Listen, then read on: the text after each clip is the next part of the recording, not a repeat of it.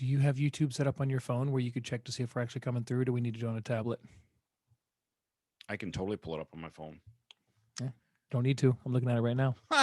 Perfect. How's that work? Look at you go. I can always switch over to YouTube too after we get him in, and I can turn this off. All right. So there you go.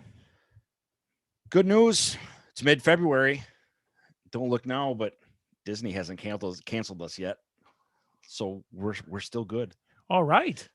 I mean, so far. margaritas all around. You never know. They're always watching. We'll talk about it this week. On Top 5 for Fighting. All right. Hi, everybody. We did not. Welcome back. Yeah. Thanks, man. Happy birthday. Thanks, buddy. You too. Birthday boy, you. Had a pretty good birthday. Can't complain. As you should have. My wife took care of me, and no, not like that. We don't talk about that. No, she got me something actually really cool. She bought me this. What the hell? It's something that I didn't even know what it existed. It's hard to see because of the glare right now. It's Disney money? It's a Disney dollar. Here, let me hold it up. And- Disney, well, Greg, not to correct you, sir, but it looks like $5. It is $5 Disney, and that's because the $5 bill has Goofy on it because Mickey's on the one. I didn't even know they existed. Neat. You used to be able to go to Disney World and you would buy those, and that's what you would use to pay for stuff in the park. Apparently, they're not cheap and they're not easy to get their hands on. And she got her hands on one that has never been circulated. Wow. Which is pretty solid. So I got to get a frame for that. But I gotta take a picture of this bad boy. yeah, I mean, and Ash goes, "Oh yeah, I remember these. I used to have a ton of these." And I'm like, I remember the coupon books where you had to pull the coupons out for the rides, but I don't remember the Disney dollars. It's cool but looking. It's really cool. Well, I mean, how it's sealed in this hard plastic, and it's very. You can tell it's a collector's thing. From looking around the room, you can see a handful of Goofy things. A little bit. Yeah. So I mean, if it fits, it fits. It was my nickname for a long time. So yeah, that she got me that, and obviously the next day after that, which was the 14th, we went to Vegas. We were out there for a week, and pretty neat. It is ironic though, because you know why Mickey and Minnie got divorced, right? Because she was fucking goofy. Yeah, it's a good one. It's old, but it's always it's classic. It's a classic. They stand up. Yep. Went out to Vegas, and I mean, it's Vegas. Gambled and drank and ate. Huh? You didn't get lost, end up on the roof? Nope. Fortunately, didn't get lost or end up on the roof. And good for you, sir. I did have trouble finding my way back to the room one night. Not as bad as friend of the show, James Thompson. Told me he walked all the way down the wrong hall the wrong way one night. If at one point you're not struggling to find your room, you're not doing it right. You know, because of the weight thing. You're just not trying. Yeah, fair. Because of the weight thing, I didn't go crazy this time. I tried to monitor my drinking. I mean, I'm having a little bit of problem with the gallbladder, so it causes some pain. So I didn't go crazy as far as like alcohol and food But you did treat yourself. Oh yeah, I had what I wanted, but it wasn't like every time I turned around, I wasn't shoving a cookie in my mouth. Fair enough. I did pretty good. I only gained 2 pounds while I was out there, so I can't complain. So and I did what I wanted to do. 2 pounds. That's a good shit on a normal day. That's nothing, right? So one night, James likes to play blackjack and Susan does not. So we went down to the blackjack tables one evening after we all went back. We got back from dinner. Jacob and Vinny were off doing some stuff, and Susan wanted to soak in the tub because we don't have a soaker tub here for her. So she wanted to take advantage of it. Not many houses do these days, which makes no sense to me. Yeah, it doesn't. And we went down to the blackjack tables, and we had just had dinner, and we'd been drinking all day. And if you know what Fat Tuesdays are, do you know what Fat Tuesdays are? Oh yeah. Vinny ran into those, and every time we found one, we called them fat asses or fat boys because Vinny called them fat boys. But every time we came across one, we'd get some. And I don't do the extra shots because I don't do well with liquor. But Vinny's like, yeah, I'll pay for the extra shot. The girl must have put a 4-inch shot of 151 in the bottom of his drink. It was crazy. Yeah. Speaking of which, there you go. And we had 2 or 3 of those as we were walking the whole strip. I don't know why it felt right to take a sip of that. Of course it did. But I just did. We go back to the hotel. We, blah, blah, blah. We go down. Technical difficulties. Dude, it was just one shot. It was just one shot. Yeah, you're all fucked up now. We sit down at the table, and the waitress, she must have hit the damn table 3 times in 10 minutes. Hammered. Yeah, I'm like, I'll have a Stella. I'll have a Stella. Stella Artois. Oh yeah. Well, I like IPAs, but it's hard to find the IPAs out there. I think you can Right. get a Goose Island, but also they mess my stomach up a little bit more than Stella does. Does And anybody really like IPA? Like Yes. IPAs do not taste good. I think they taste great. Are you serious? Absolutely. I love the hoppiness of them. I'll drink them. I just think they taste like motor oil. I love them. I think they're fantastic. They're efficient. They're super efficient. Oh. If you want to be efficient, get a double IPA. Whoa. But I like the way they taste. Okay. But after the third one, in like 10 minutes, after having dinner and everything, I was like, ooh. And I'm sitting at the table. I'm like, you know what? We have to find Just- and get our hands on some Like- Stone Cold IPA. Yes.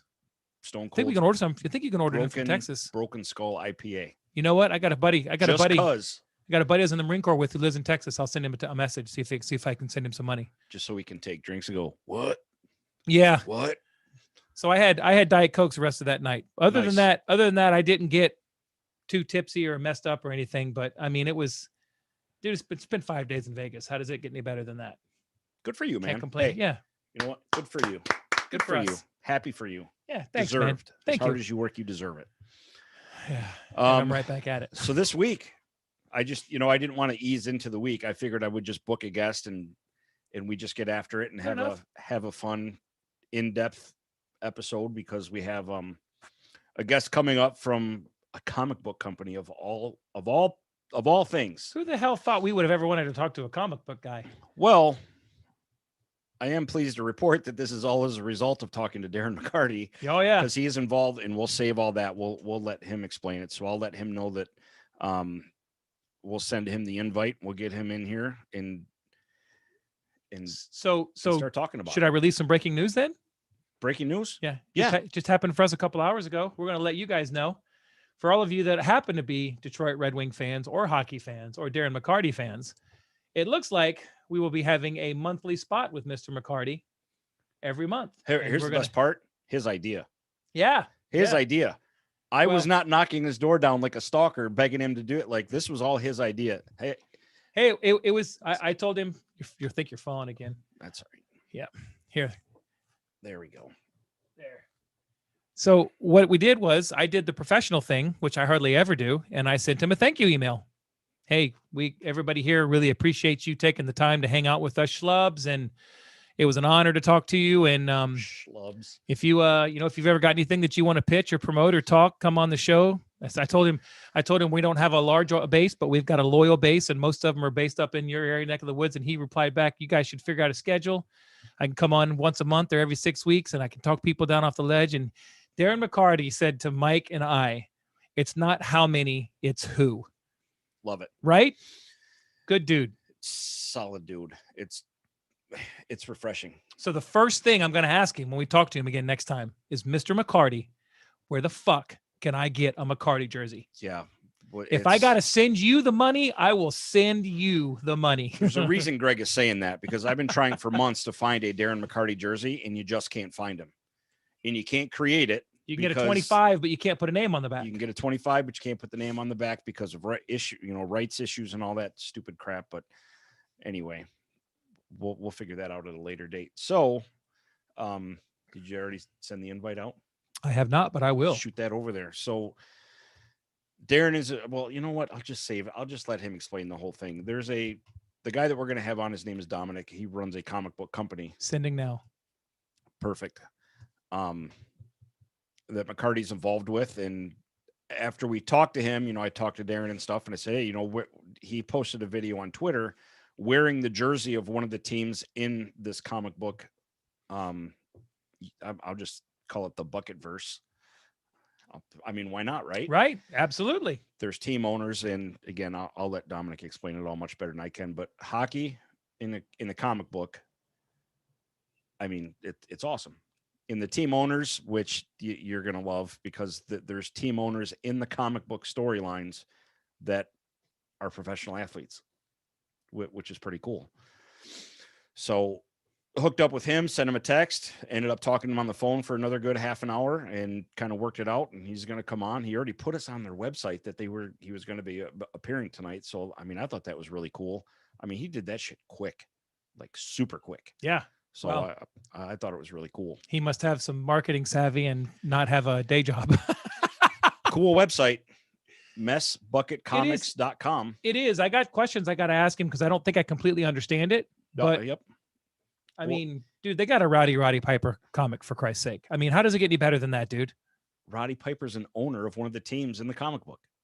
Like I said, Now, is that the Donnybrook one? correct. Okay. Yeah, the name of the comic book is called Donnybrook, and I think they have 2 issues out. They're working toward the 3rd right now. It looked like the 2 issues were collections. It looked like they were like like the big Walking Dead compendiums they have. Yeah. It being so I'm gonna have to ask him that. I did send it. Hopefully he got it. Yep. And it's funny because with comics, I tried the collecting on Wednesdays. They're too short for me.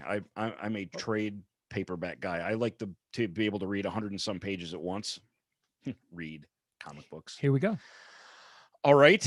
So is he on? He's been admitted. Right on. Not like us to the psychiatric ward. He's been admitted to our room. Not yet. I've been dodging the white coats Right? for years. I've got, something I learned a couple months ago. Do you know that all handcuffs take the same key? Did Yeah. you know that? Yeah. I got to get a piece of I got to get one of those stored so that when they do lock me up, I got the backup. You know what I mean? You just need a bobby pin. That's all you need. Bobby pin. Or do you see Con Air? Just put a safety pin in your skin and pull that out. You're good to go. That stuff works. I thought I let him in. Totally works. I think I let him in. You think? I hope. Guess we'll find out. We'll see what happens. If not, I'll tell the story myself. No, we'll get him in here. Well, the last time we did this, I fucked everything up. I forgot to push like 6 buttons. Growing and pains, man. Had to. Baby steps. It just happened to be with an NHL player, but Yeah, that's all. Just an NHL player. We'll figure it out. I don't know. I guess Dude, sitting here looking at myself, I look like a fucking goober. That's what I look like. not really. I know I hit admit. I know I did. It says 3 participants. Maybe he just has to accept it. Maybe. Yeah. It says he's joining. Oh, It perfect. says joining. So yeah, it's actually the idea that they have for this whole comic book is pretty cool. Okay. Like you, I'm excited to talk to them about, learn more about it, and see where it's. I'm gonna have to get on there and order them. The books are only $5. What it look You can like get on the digital website. copies too. They got autographed copies. I mean, he's got a pretty in-depth website with autographed editions, jerseys. Now, is there a certain space on the website to go to get that stuff? Store. Because the store. Yep. That's probably the one thing. And they even have it broken down: jerseys, comics. They have all that stuff, which is pretty cool. And their jerseys are sweet. They are. Now, while we're waiting on him to join, Yeah. Do you recognize what the team names mean, Or or are they just like something that they made up? you can recognize them, because Darren obviously said that he was in the cannabis business up there since it's totally legal. The name of his team is the Barnaby Blazers, and it's got like a lumberjack smoking a joint on the front. I saw that. That's pretty badass. Green colors are green and white. I mean, the jersey itself is fantastic. The designs that they have are really cool. The Roddy Piper one has plaid, like the kilt. Yep. Very well thought out, very well executed. I mean, it's really cool. Haven't seen anything in the comics yet as far as any.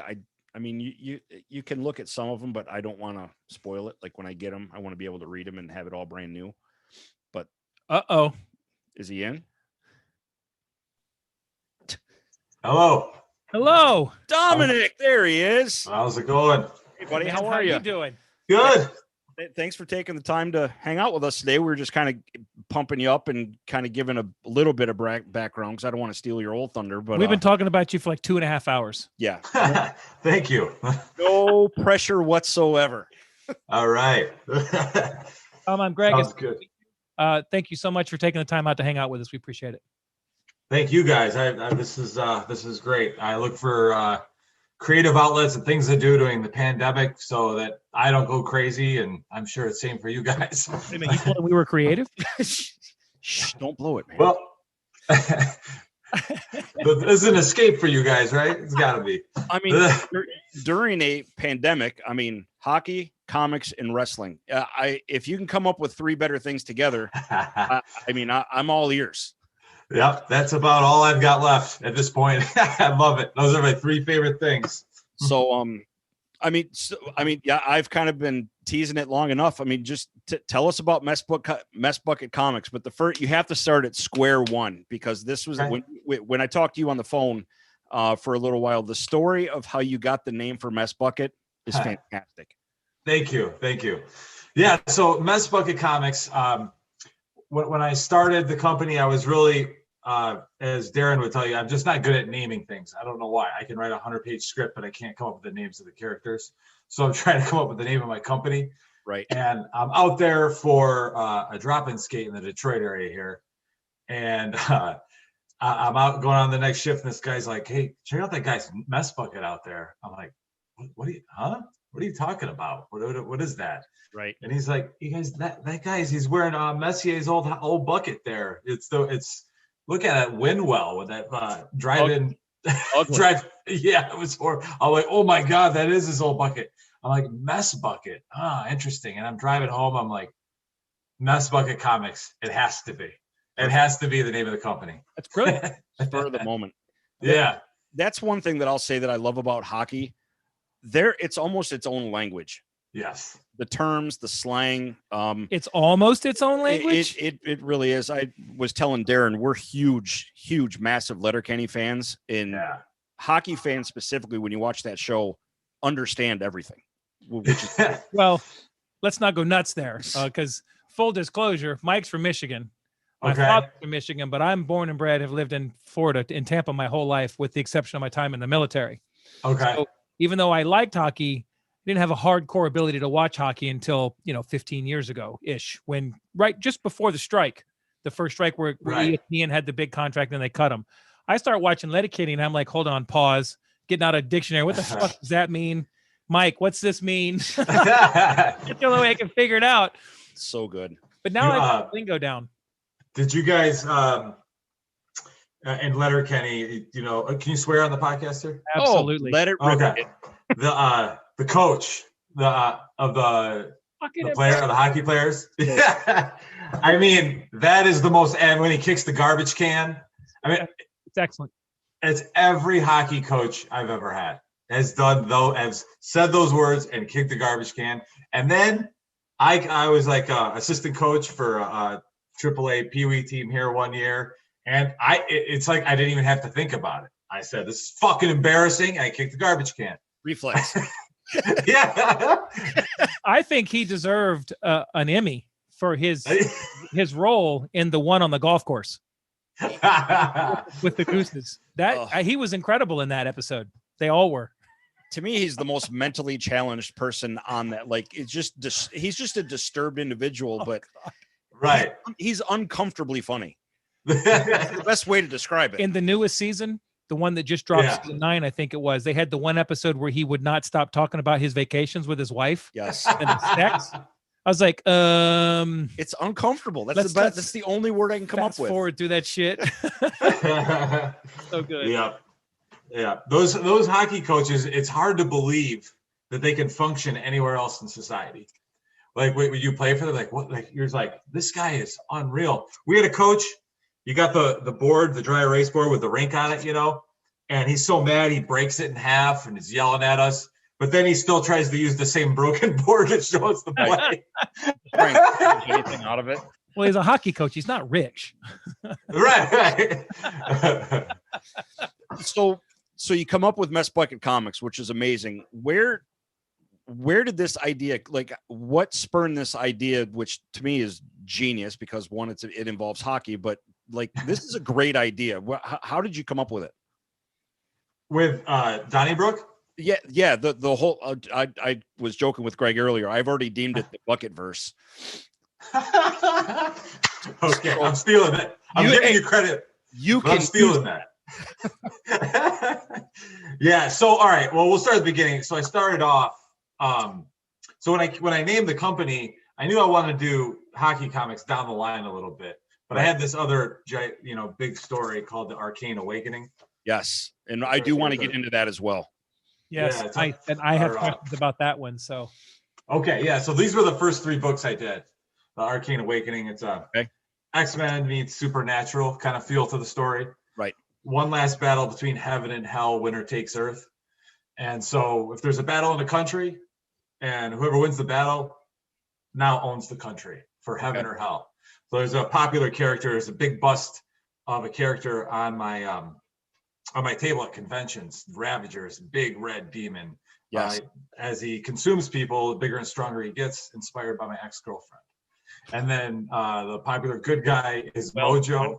Well, Mojo is a descendant of Jim Morrison. He drinks whiskey and speaks in all Doors lyrics.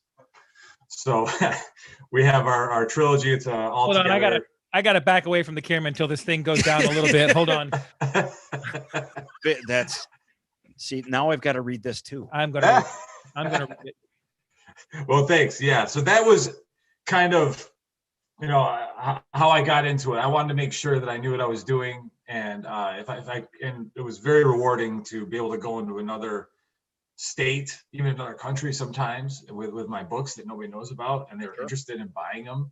So then I was like, okay, now I've got a base of people, a fan base, and now maybe I can start telling my hockey stories. And that led to Donnybrook. Right. Which I have here. We got Donnybrook 1 and 2. Which I will be ordering soon.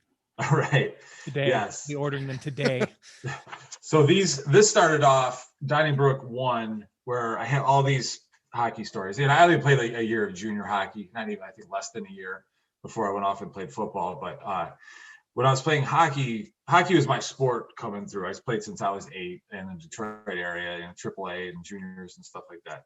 But you can compare a football player and a basketball player, and a football, a basketball, and baseball. They're athletes and they're kind of under the same umbrella, however you view them. But then there's a hockey player, and they're an anomaly. They're just so much different. I don't know why. I don't know if it's because of the Canadians, if that's why they're a disaster. But their personalities are so bizarre, right? And they take things and it's so much fun. And I wanted to take those stories and put them. And because I tell these stories and people love them, I'm like, what am I going to do with these?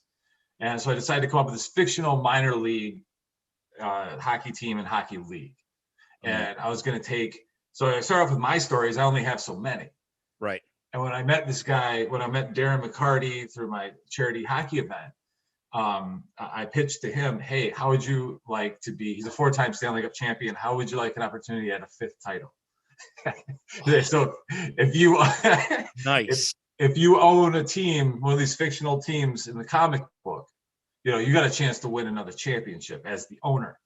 So, and he loved that, and I could adapt some of his stories and some other professional players who I've talked with, who I'm going to adapt their stories and weave them into the storyline. So what? Super cool. So I'm going to take a guess at what Darren said when Dom pitched that to him. Yeah. Dom said, "How would you like the chance to win a fifth cup?" Marty or Darren went, "I'd rather have a piece of pizza."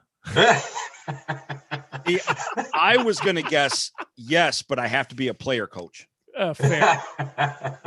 We were super lucky to get to interview him a couple weeks ago and got turned on to you by him following his Twitter and everything. And I never have met somebody his name's on the Stanley Cup 4 times. And this guy is just like anybody else I've ever met. And I was really impressed. So we're like, well, if he's a friend of you, if you're a friend of his, geez, you got to be just as cool. So, well, thanks. I don't know if I'm as cool, but I do know him, and he is very down to earth. Absolutely. And he's a hard worker, and he's just been pro Mess Bucket this whole time. And I can't thank him enough. That's cool. It's awesome. So go ahead and share the team names and who the owners are, because I didn't want to spoil I brought up the Darren McCarty one, but go ahead and share the genius that are these other teams and who owns them. Genius. That's the first time someone's used that. Okay. I'll use it every time. The Mess Bucket Comics owns the Michigan Massacre.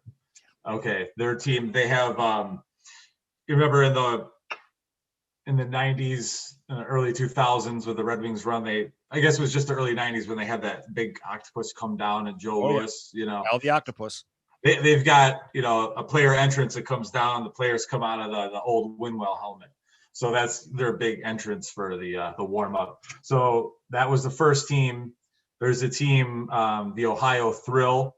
They're out of Sandusky. They have the roller coasters. That was kind of named after my men's league team, the Cedar Point Carp, that I had for like 12 years. Nice. Darren's team. Now, when I asked Darren, I'm like, you can take whatever colors you want for this team. They can be from whatever city you want, whatever logo. And he literally, he just thought about it, scratched his head, and then wrote it down. It took him all of 2 minutes. That's I'm amazing. like, well, you don't have to give it to me now. He's like, I'm going to give it to you now. I'm like, okay. And he came up with the Burnaby Blazers, Stoned Lumberjacks from Western Canada. So, so there's that. Then we have, I think the next team to come along was the Hell's Kitchen Heathens, which is Very Brian cool jersey. Brian O'Halloran's team. He plays Dante from the movie Clerks. We have I just have to say, I just watched Clerks 2 on Sunday night.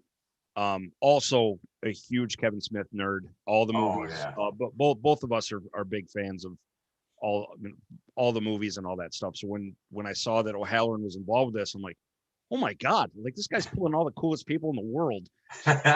Well done. Thank you. So he O'Halloran's been great. He's a big hockey fan. Right.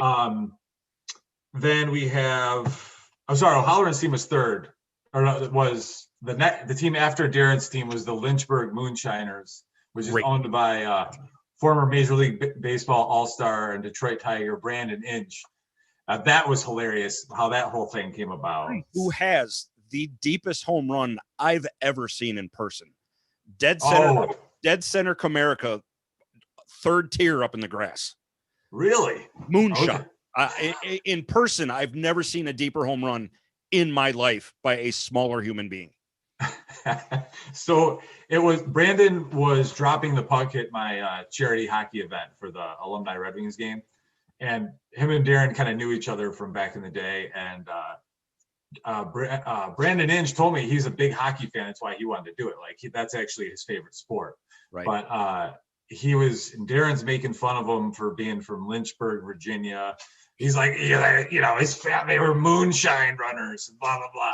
And then Probably right. I think Darren goes, his team should be the Lynchburg Moonshiners. I'm like, all right. And Brandon's like, I think that's what we're gonna go with. And that all happened about a minute and a half. Right. And the final team we have right now is the Kilted Avengers, owned by Roddy Piper. Incredible. Thank you.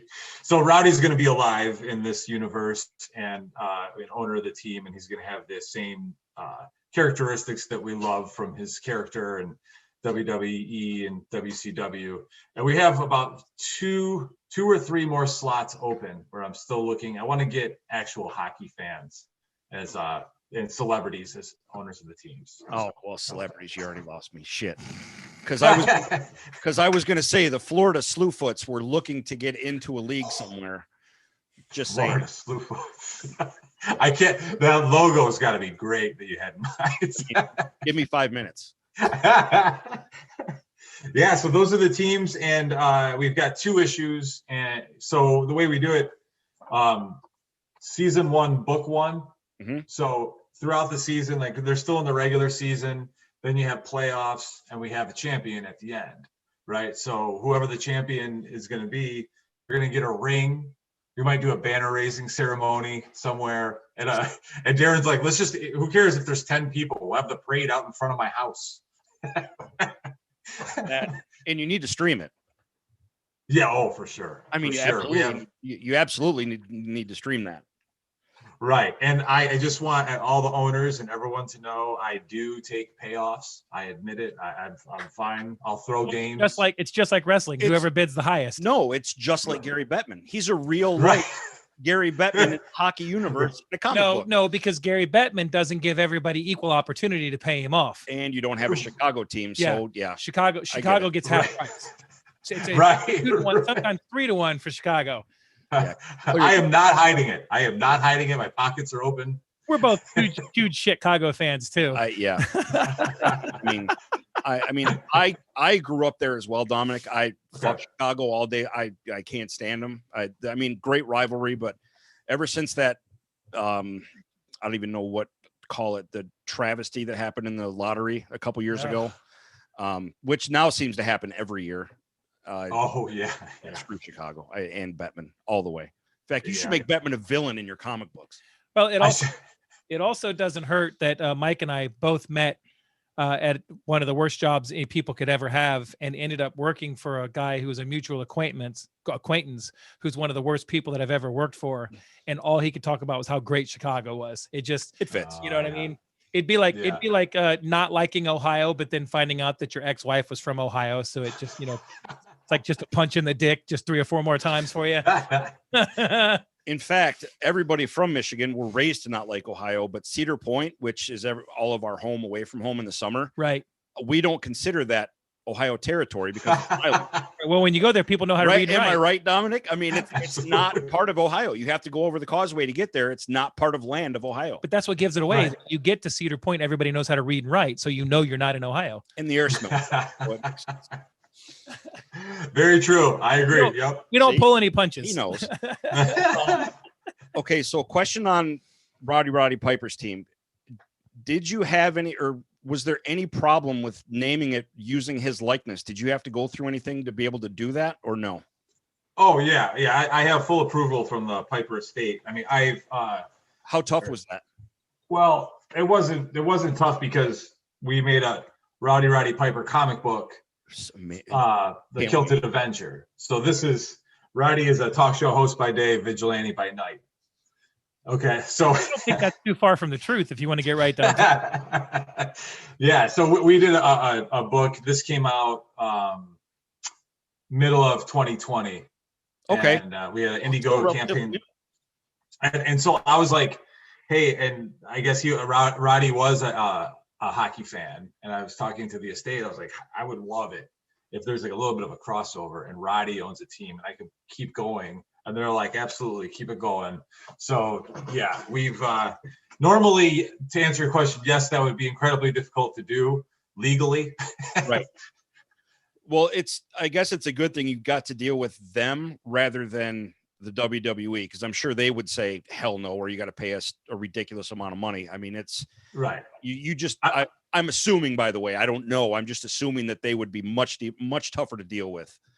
Yeah, I wouldn't even get a swing at the ball with them. Right. Yeah. Agreed. Good on them for letting you do that. Because growing up, my earliest wrestling memory was Rowdy smacking Snuka with a coconut and making me bawl like they just canceled Christmas. Yeah. I was a young kid bawling because Rowdy busted that coconut over Snuka's head. Yeah, when we were little kids, though, we didn't really understand the concept of pro wrestling either. Yeah. We you know what I mean? And I'm not talking derogatory about it. It's not fake, but we get it. It's scripted and things like that. So you're watching it like when I was 12 or 13, I couldn't stand Roddy. I hated him. Right, you know why? Because he always beat Hulk. He was my first Hulk was legitimate villain. Hulk was every kid's hero, especially when he showed up with Mr. T. Yeah. And then like, damn it, Rowdy won again. The son of a bitch cheated. You hated him. But then as you grow older and you go back and you watch that stuff, you see the genius of what he was and who he was. And then you get to watch his movies and you just love the guy even more. Yeah. And I was telling Mike just the other night, my cousin and I were sitting in the living room watching TV and drinking beers, eating pizza, and we were running through Sunny in Philadelphia episodes. And we watched the episode Wrestling for the Heroes. Yeah. He was just amazing in it. I really love the guy. It's a damn shame he's gone. The maniac. Yep. Yeah. I couldn't agree more. Roddy is he was the first, like you said. I mean, I was at WrestleMania 3 where that was Hogan Andre. We had the worst seats. I don't think anybody had worse seats than us. I could touch the top of the Silverdome. Right. But you were there. You were there. Yeah, brother. But I was at 3 and 23, the two Detroit ones. But Roddy was the first guy where it was a heel like you guys were talking about, but I thought he was cool still. All the other ones I just hated because they were the bad guy. Yeah, exactly. And I was like, wait a minute, there's something different. This guy, he's not so bad. He's kind of cool. It's misunderstood. Yeah, I like it. He was Stone Cold before Stone Cold was even a thought. Good call. Yeah. He was the original one, but that's so big. Obviously you're a huge comic book fan. What was your first, like, what hooked you into this, into liking comic books? Like, what was your first comic book, if you remember? Oh yeah, I remember. So the guy that lived across the street from me, Carl, he was a big time collector. He had just long boxes all day long. Yeah. And he's kind of given me growing up. He lived across the street from me when I was, I don't know, third grade, something like that. And he was like showing me, he's like, here, there's this character, and kind of telling me how everything works. And then I'm grabbing the book, and he's like, whoa, whoa, whoa, whoa, whoa, whoa, wipe your greasy fingers off, and then hold it like this. And I was like, all right. So he's teaching me, you know, all the etiquette and everything. And I ran through his run he had on the Flash, the Wally West Flash. And I was there. I thought I was there for reading book after book. I thought I was there for like 15 minutes. Next thing you know, like he forgot I was still in his room. The family left and went to the grocery store and did all these errands, came back.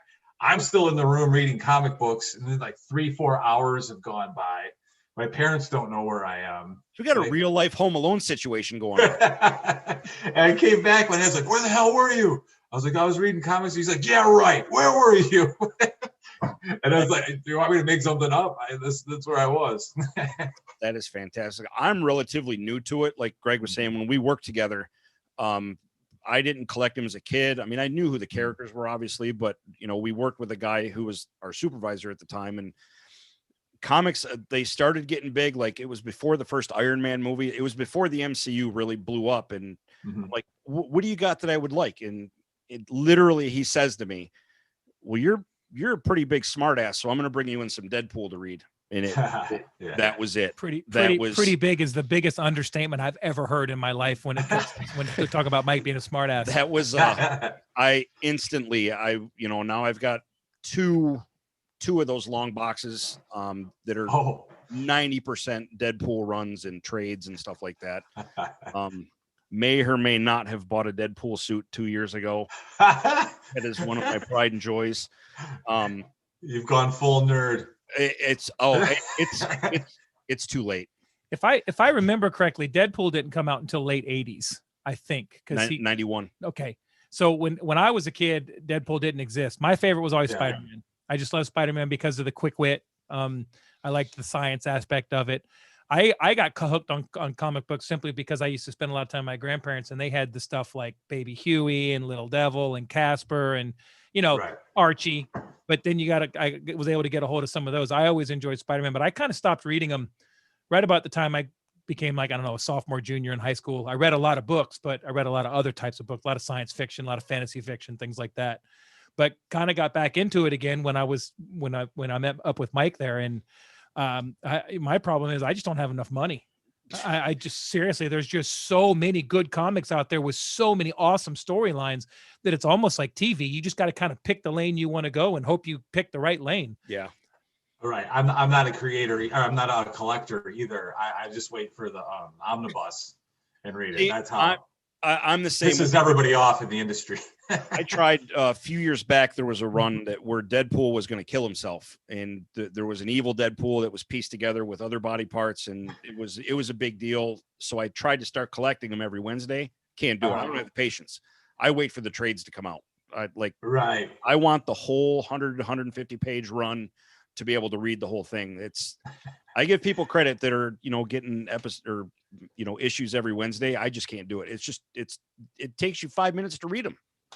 That's interesting. I don't know that I've ever heard anyone start with Deadpool in comics. Like that's like where they started the fandom. Like, but that's great. That's a great place to start. I mean, he's a great character. I'm wired a little different, Dominic. Yeah, the wires I like it. Connected, bro. I like it. Completely fucked up.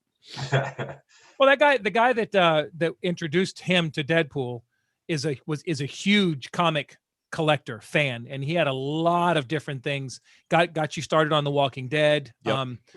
It had a lot of different comics, even some stuff that I read that I'd never seen. He had the one where I can't remember the names of them, but it's basically the storyline is that it's two different stories, but one guy is like a Superman and he was a bad guy, but he turns good. And then the other line is a Superman, but he was a good guy that turns bad. Irredeemable. Irredeemable and something like that. Yeah. Invincible. Yeah. But he had a lot of different stuff that he threw at us, and it kind of made me appreciate him. That's when I wanted to start reading him again. But like I said, I mean, hell, I was at Emerald City Comics today, killing 20 minutes waiting on some parts. And I walked in to look around and I'm like, oh, I'm going to get this. Jesus, that looks like it's the 8th of 12. And I so far, and I couldn't even, I was just like, I'll just put them all back and go It's home. crazy. So another question for you that because it was trying to come up with, less than 100 questions for you when it comes to the comic book stuff. So you get into this, you make the decision, you're going to do a comic book. How does that process work? Do you come up with your script first? Do you come up with panels? Like, what does that whole process look like when you're putting together a comic book from your head to print? Right. So I'm a writer. I'm not an illustrator. So Okay. that's all I got. I'm not talented. My next question, do you draw? Yeah, I wish I could draw too. That would have saved me so much headache. Oh God, me too. And oh my God. So anyway, but yeah, so I wrote the script. Okay. Now, so everyone thinks that there's like a universal way to write a script, to break it down by panel, by page, by whatever. But the truth is that I've worked with 7 or 8, maybe 9 different artists, and they all have a different way that they want it. Sure. You know what I mean? And I'm like, okay. And then then the ones that want it broken down by panels, I break it down by panels, and then they just do it their own way. And so it's, I kind of, I talk to them like, here, this is how I like to do it. Is this good? And they're like, yeah, I can go from there. I like to give, so I'm a little bit different too. I like to give the artist the freedom to come up, paint the picture the way that they want to. Because then they're more invested in the book, and it kind of feels like their book too. Sure. If I'm giving them every single move to make, then that's kind of like, it's just more like a job almost. Makes it feel more like a team project than Okay. an assignment. Right. I compare it like football and baseball is very mechanic. It's almost like every time you do anything, you look at the coach and they tell you what to do. Mhm. Right? Like the quarterback looks at the coach, oh, we're going to run this play. Okay, we're going to run this play, guys. And same with baseball, with the pitchers looking at the catchers, telling them what to do. Whereas like hockey or soccer or something, every time you're carrying the ball or the puck, you can shoot, pass. You kind of have to improv when you get it and make the best play. So that's what I like that better, because now it feels more organic to me. Right. So that's the way I go about doing it. But to answer your question, yes, I come up with a script, the storyline, and I write out everything, and I just throw everything against the wall and figure out what works later.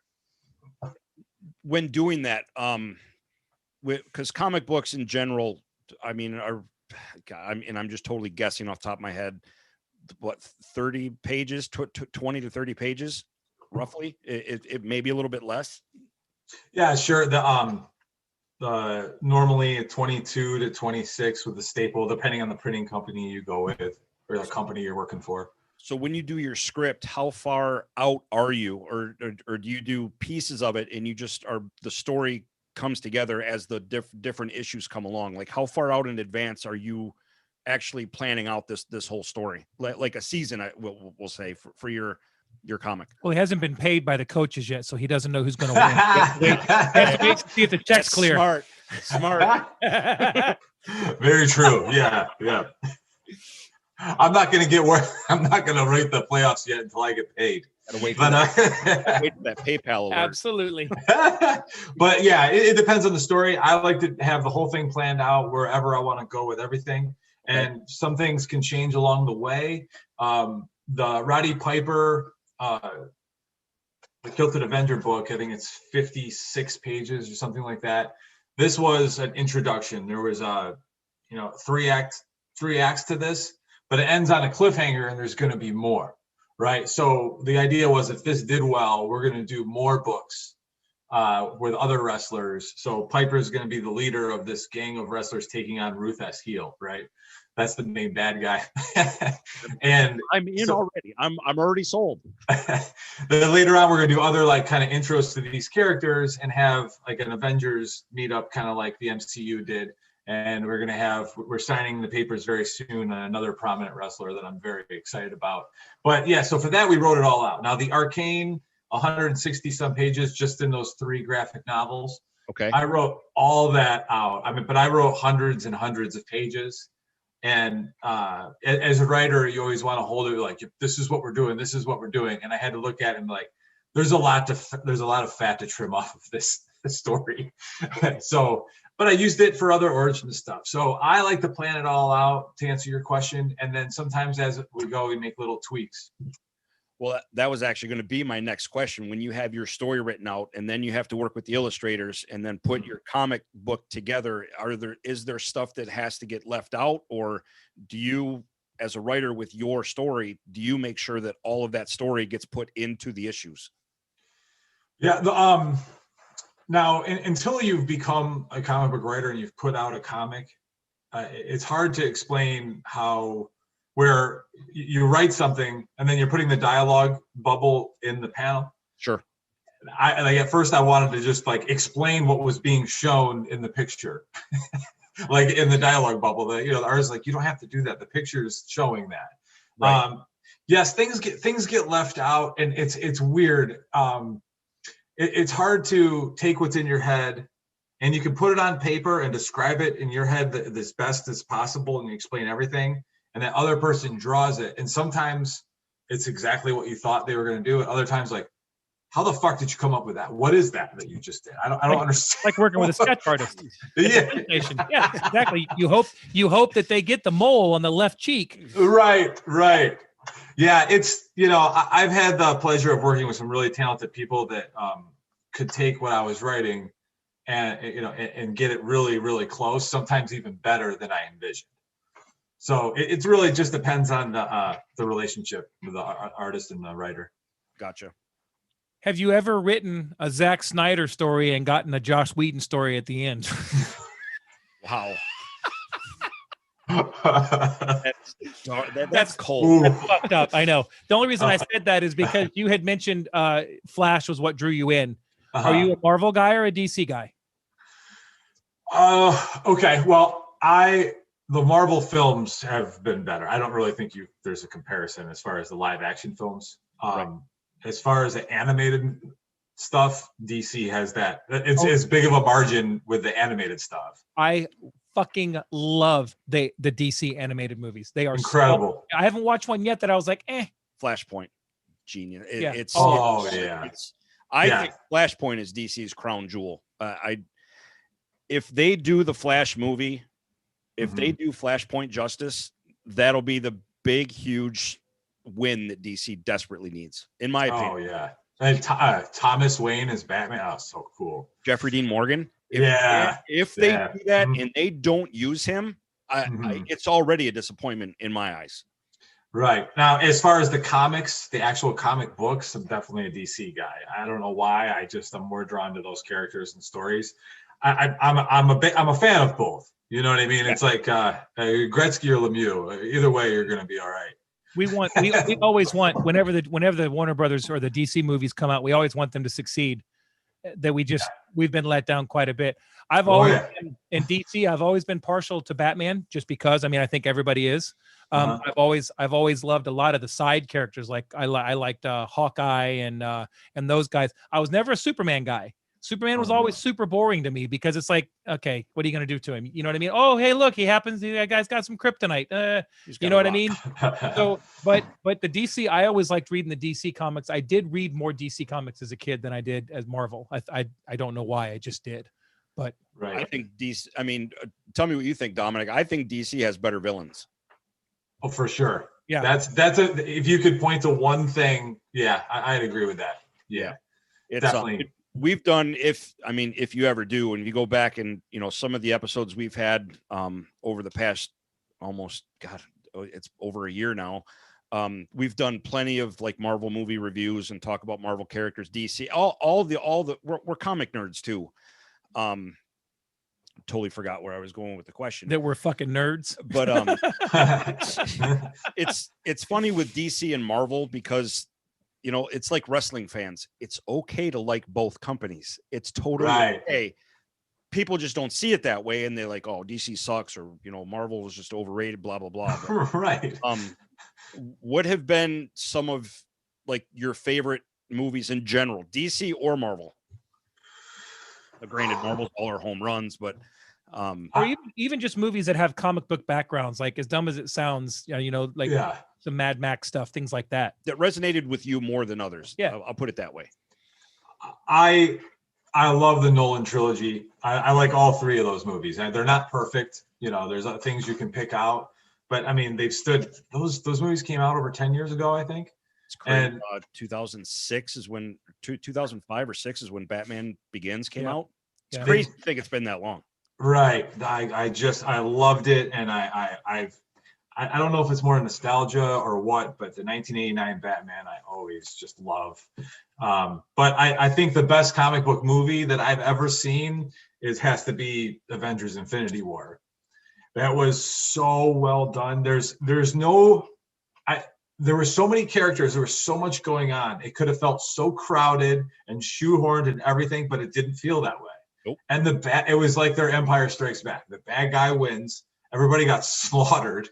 Son of a bitch, beat me to it.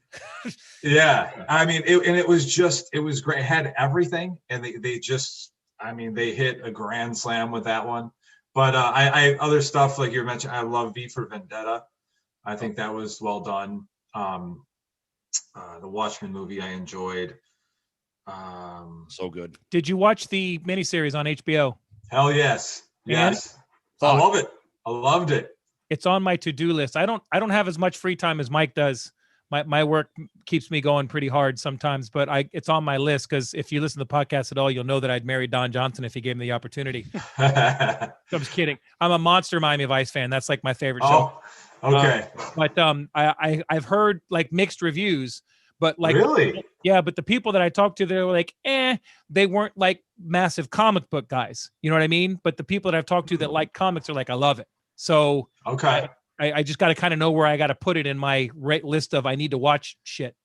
Here's where it fell for me, because I, like you, Dom, I still have the director's cut of The Watchmen, which is Okay. just fantastic. I can't say enough about it. The show comes out, I had that in mind, and it felt like it, but it wasn't the same. And it's totally not a fair comparison because it takes place long after. Yeah, it's different. Maybe it's just guys, I didn't know enough about the series that was coming out, but to me, it was underwhelming because I had such high regard for the movie. You were expecting the movie, yeah. It's totally not fair for the show because it takes place, I don't know how many, 20 years after the movie's supposed to take place. Right. But it was good. Don Johnson was great. I think the best. He was good. Don Johnson. The best adaptation of a character, I think, where they just absolutely nailed it perfectly, were the Deadpool movies. I mean, I don't know what else. He absolutely nailed. I found myself complaining he didn't say enough about chimichangas in the first movie. I'm like, really? That's my complaint? Right. I think it's one of the few things I can speak on that I feel like I know what I'm talking about for sure. Right. What made that movie work, and if this doesn't happen, it does not work, because Ryan Reynolds loves the character. Yes. He gets it. He's read them. They paid, I don't know if you knew this or not, in the first one when he is wearing that brown furry coat or whatever, he hasn't turned yet, and he's wearing a tank top. It's got B. Arthur on it from the Golden Girls. It's a running joke in the comics how he loves B. Arthur. Right, and right. They paid like $17,000 for the rights just for that, to be able to wear that shirt in the movie. Right. That he had to do it because it fits the character. And if you don't have an actor that loves and understands the character, the movie's not going to work because they're just doing it for payday. The music that they went with, I mean, Shoop, just just phenomenal. And one that totally caught me by surprise. I think this is when Marvel, and as far as their movies, really just set themselves apart, because I thought this was going to fail, and I was never a fan of the comics. And then when this became like the #1 box selling movie, and it was Guardians of the Galaxy.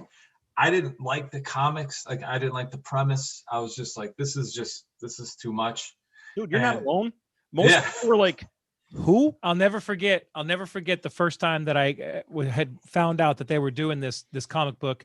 We were playing softball, and I'm walking out to shortstop, and the second baseman's walking out, and he goes, "Did you hear what the next Marvel movie is?" And I said, "No." And he goes, "It's something called Guardians of the Galaxy." And I'm like, "Oh, never heard of it." And he goes, "Dude, there's a fucking talking raccoon in it." And I was like, "Well, I mean, they've hit Sure. they're 9 for 9 home run wise here. Let's see what they Right. give us." I didn't know what to expect when I saw the commercial. I was like, you know what? I'm gonna pass." And I ended up watching it for the first time on New Year's Eve one year with my wife and my daughter, and we just looked at each other and get, why the hell have we not seen that before this? Gold. Yeah. And my wife's favorite Marvel movie is Guardians of the Galaxy 2. Yeah. Those two movies are phenomenal. Like that's what separated. I was like, wow, I think they can just do anything at this point and make it work. I think they've well earned the right to, like, when something comes out, like, well, I'm definitely going to see it because Right. I have, they're like, what? I mean, I don't know how you felt about Black Panther. I felt it was not nearly as good as it should have been, but Right. just story issues, CGI issues were a mess. But so that's what, 1 out of 23. So Right. And even it's rewatchable. And I mean, I love the characters. It's just the movie, it just felt messy. And why the hell do you kill the best villain in the entire movie halfway through it? I agree. He was awesome. Claw was amazing. Yes. And no, we're just gonna kill him halfway through. But Right. I just went. But But we're talking one movie. The bad, like the bad ones that they put out would be great movies 15 years ago. Like that. On their own. Right. They've set the bar so high now where we're like, oh, that's terrible. And it's not terrible. Right. It's just We have a friend of the show who's actually a very good friend of ours. His name's Richard Alexander, and he's been a comic book guru since he was a kid. He's now a lawyer. Old school. He's a great guy. He's super smart. And I met him on our 3rd episode of this show that we did, which was right 2 years ago. And what we did was I went and saw. It was when Captain Marvel had come out, and we did a show where we did our top 5 favorite Marvel movies and our bottom 5 favorite. And our bottom 5, we had to constantly say, "Look, this doesn't mean this isn't a good movie." right. And of the 15 choices, every time we'd say something, one or the other would look at us and go, "What the fuck is wrong with you? Really? That's a bottom 5?" And you're like, "Dude, I don't know what to do here. It was a mistake. We don't do bottom 5s anymore." Yeah. Right. It's, I mean, if you ever get a chance to listen to some of our, the premise is, and I know I kind of told you in our text, we do a top 5 list every week. And sometimes it gets ugly, sometimes it doesn't. But when we do Marvel stuff, we're always apologizing for some of our choices. Because look, it's not bad, but I had to pick something somewhere. Right. Yeah. Like we did a Star Wars one where we ranked all the movies. And boy, you talk about a stressful week trying to rank those things. Stuff you grew up with. I'm like, how do I put one? I mean, Empire was at the top, of course, but trying to wedge all the other ones in, it's fun to do. And Marvel has made it so hard to decipher best from worst, and it's guaranteed arguments. Yes. Oh, without a doubt. So speaking of that, since you're a writer, I've brought this up for months now. Well, shit, a year. I'm looking more forward to watching the Snyder cut of the Justice League. I haven't looked forward to a movie like this since Endgame, because Zack Snyder finally gets to make his version. You as a writer, what are your feelings on that? As far as Joss Whedon doing what he did to the original and just that whole scenario, how do you feel about it? I mean, that Joss Whedon's version was just like, that was shocking to me. I'm like, are you kidding me? Like, there wasn't anything redeeming. It depends how everyone looks at it the same. Everybody's entertained at a certain different level. The only thing that was kind of jaw-dropping, right? Wow, that was cool. Like thing where I would tell somebody else, here was a cool thing, was when the Flash was running and then Superman sees him out of the corner of his eye. Yes. Other than that, little thing, nothing. Like Aquaman kind of was funny with the lasso, but there really wasn't anything there. The CGI was bad. It was just all around, like the CGI at the very end of the movie with the flowers or whatever the hell that was. It was like we did it. Disaster. Right. I think it's really, really interesting that he's able to do another cut of a movie that's on the level of something like Justice League. Now, Justice League wasn't great, but that was their Avengers, right? I mean, that's the Justice League is. So the fact that he's able to do this, I never thought. You read about that, you're like, yeah, right. And now, same thing. I thought it was a pipe dream. We're never going to see. Right. Now, Zack Snyder, he's good. He's not my favorite, but just to see what he's going to come up with. And there's, as far as that movie goes, there's only one way to go when you start at the bottom. If he can make it worse, it's almost like he is more talented to actually make that worse. But I'm very curious to see what he's done. Like the things that you hear online that are going to appear in the film sound interesting to me. I love that there's a chance that just from being a creator, that he's able to be like, no, see, that was the corporate vision or whatever. Like, that's not what, this is what I want. You always hear about that. They leave this stuff out, but that we're actually getting to see it. Right. So that excites me very much. I don't know if you saw or not. There was an article that came out yesterday. I had sent it over to Greg and our buddy Richard. There was an article that came out from an anonymous Warner Brothers executive that was involved in that whole process. And he literally said they all agreed it was complete shit. Right. But there was nothing they could do. Like, nobody wanted to come out and say, this is horrible. Like, Zack Snyder's wife and Christopher Nolan watched this movie together in like a private viewing. Right. Christopher Nolan, I saw that. Yeah. told Zack Snyder, you can never see this. Right. Because it will break your heart. So it's like, well, to be fair, like Richard said, all they're doing is confirming what we already knew. Number one, and to me, it's just press to get people to talk about the new Zack Snyder movie. But what upsets me about that is they knew that, like Tommy Boy says, they knew they're just giving you a guaranteed piece of shit. It's the fucking thing still made money.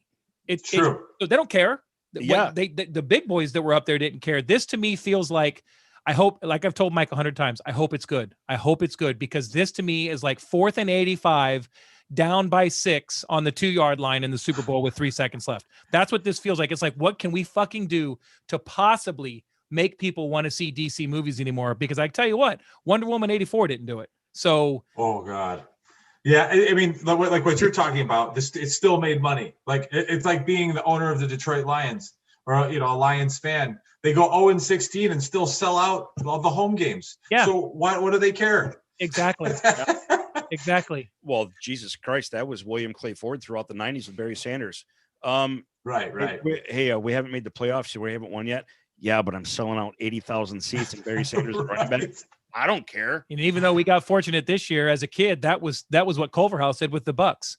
Every year he had bottom 5 payroll, top 5 in profit. So what does he give a shit? Yeah. Oh, my team sucks. I don't care. Look at this check. Like Floyd Mayweather says, you can't read. No, but I can cash this $50 million check. So blow me, I mean, right. So yeah, I'm like, I've already got it planned on that Friday when it's out. I'm coming home. I'm going to get some snacks. I'm going to have some drinks, and I'm going to start that movie for the next 4 hours. And I mean, it sounds corny because I don't know the guy from nothing, but I'm glad that Zack Snyder gets this opportunity, because now if it's junk, it's his fault. It's right. Baby. I mean, you remember Spider-Man 3. I don't know if we all the 2 villains, and Sam Raimi has gone on record as saying that halfway through production, they're like, we focus grouped and we need to put another villain in here. So add Sandman to the, he's like, what? We're in production. What do you mean? He was, you focus grouped. You should have focus grouped this, like, what does that pre-production. Even mean? Yeah. Well, we've said it a million times. If you're going to have a guy direct a movie, you need to let that guy direct the movie. Right. You can't walk down like Mike loves Swamp Thing. It's one of his favorite characters, and I like Swamp Thing too. So the miniseries it was on, I think I bought it for you on Blu-ray for Christmas because I wanted to see it, and I knew that he liked it. And I'm watching it, and I'm like 4 or 5 episodes in. I'm like, you know what? I can deal with this. And then we got to episode 10. And there's 3 episodes missing, and you're watching it going, who decided to fuck with this? Because now it's hot garbage. Like the last 3 episodes, you're just like, what the fuck is going on? Let the guy direct it. You've already put the money up. Just let it happen. Right. Also, you forgot to mention that when you come home that night for Justice League with your drinks and chips, you forgot to mention the lotion and the handkerchiefs. That's only halfway through if it's that good. So yeah, I especially wanted to get your point of view on that, being that this is exactly what you do. So it's right. I mean, I figured you were going to say that, because when you're creating something, you want to be able to be the one that says, this is how it's going to happen. Right. And and to add on to that, I go to, prior to the pandemic, I'd go to 25, 27 conventions all across the country, and I was starting to move into Canada and stuff like that. I would talk to writers and directors that work for big companies like Marvel and DC and Image and all this stuff. And they're like, they always say the same thing. And they're like, I envy you. You are doing this. Your story is your story. That is yours. You're calling the shots and you're doing what you want to do. And he's like, man, you have no idea. I come up with something and it's good. And it just gets twisted around 75 times by the time I'm able to do and create it. And I'm like, well, do you want to trade? Like, I'll take your job. You can take my. Oh no. But I love your creative process where you are now. They just love that check more. That's what I was going to say. Getting to step on their story, well, that costs, and as long as the bunnies put in the Swiss bank account, we're good. Like, can you imagine if I worked for I don't know, Image or DC, and I'm like, I have this hockey comic book idea, and all these different celebrities are going to own teams. They'll be like, oh, great. Well, let us pick the celebrities, and it would be a disaster. Yeah, it'd be like Rihanna. Yeah, Britney Spears. You get the fucking Kardashians owning a hockey team. Fucking Chloe. Right. Her team name would be. I mean, not for nothing. She'd probably be a good goalie. She would just be sucking up all those pucks, no problem. I thought right. Him. Yeah. Yeah. Did Darren tell you guys about his life story comic book? Doing for him? He mentioned it, but I didn't want to. I didn't know if he could, tell us too much about it or not. But he did mention it, and I was like, Now, is that the one with the cover on the website? Correct. Yes. Okay. Yeah, this is his life story. We based a lot of it on his book, My Last Fight. Oh yeah, I have it at home too. I'm in the middle of reading it now. And so we took that. I used a lot of stuff from there. We used news stories and then added a bunch of stuff. Like the first time I actually met him, I don't know if I told you guys that story. It's going to be. I actually had that on here. Is how did you get to partner with O'Halloran and especially McCarty? So, all right, you guys got to know the McCarty story. This is going to be acted out in the comic book, but so where there was a Super Bowl party. This was like 98. Somewhere around there, 98, 99. And my buddy's dad was putting on, my roommate, a college roommate, his dad was one of the people putting on this party. It was at a strip club. They rented out a strip club in Detroit, and we were watching the Super Bowl. So we're going there. I'm going there with my college roommate and our other roommate. And we're in college, we're broke, and we're sitting there and, drinking and like sneaking off to the car to, hit a flask or something like that. And so we're talking about this video game from PlayStation called Final Fantasy VII. And I was stuck on this part. And we're talking about it. Now, mind you, the Super Bowl's going, there's naked girls and there's beer. And my other roommate's like, I can't believe you guys are talking about that nerdy fucking video game right in the middle of a strip club with the Super Bowl. Fair comment. Right. So this dude is walking by. And he stops, he turns around and sits at our table with, the back of the chair on his chest. And he goes, are you guys talking about breeding gold chocobos in Final Fantasy VII? And we're just like, well, yes, we are. He goes, I can't figure it out. And my roommate's like, McCarty? Darren McCarty? And he goes, oh yeah, nice to meet you guys. I'm Darren McCarty. I overheard you guys, but let's get back to the fucking chocobos. Let's get back to the fucking chocobos. The only thing that comes to mind right there is that scene in Grandma's Boy where he's sitting at the table telling all the kids how to beat the game or beat It was classic. And he's trying, like when we're telling him like how to do it, it's involved, it's, you got to do this and then this. And he's trying, like, he's got like a pen and like a napkin for the drink, and he's trying to write on it, and it's like ripping. And he's like, wait a second, I have email. You can send me an email. And we're like, okay, sure, we can do that. And we got his email, whatever. We sent it to him. And then I talked to him about this years later. He goes, holy shit, I actually kind of remember that. And he picked up our tab and he went over to the table with Martin Lapointe and Chris Osgood. And they're like, he goes, those guys just helped me figure out how to breed gold. They're like, sit down, you fucking nerd. I can totally picture Lapointe saying that. Yeah. Don't know him, but dude, I grew up there. You see all these guys. Like Lapointe looks like that guy at the bar that if something breaks out, you get behind that guy. Yeah. Oh yeah. So the next time we talk to Darren, what we'll do is we'll pick a video game and we'll pick a spot in it where we're stuck and say, hey, Darren, can you come to the strip club and help us figure out how to do that section and see what he says? Oh, it's great. Yeah. So yeah. Or better yet, he can come down here and, because we're near Tampa, there's 1,000 of them. Like, which one will help you figure out this video game best? Yeah, so it's going to be about 170 pages, this comic book. Wow. Now we're talking. Now we're in my wheelhouse. And this is, a hard R. It has all the highs and lows, and we don't really pull any punches. And well, the book sure doesn't. Right. So this comic book is not going to pull many punches either, and we're really getting into it. And it's almost too like a love letter to the Red Wings dynasty that they had there, and 90s and 2000s hockey. That last little spurt of the tough guy hockey that is you see once in a while now, but just not that often. And so it was perfect for the company. When I finally got him and I was able to sit down and have a meeting with him, mm-hmm. I knew in the back of my head that he was going to love this, sure. But I just had to get it through. And I also had the cheat sheet. I was like, I know this guy's a fucking nerd, whether he wants to admit it or not, because you're telling us this. Great news. Yeah.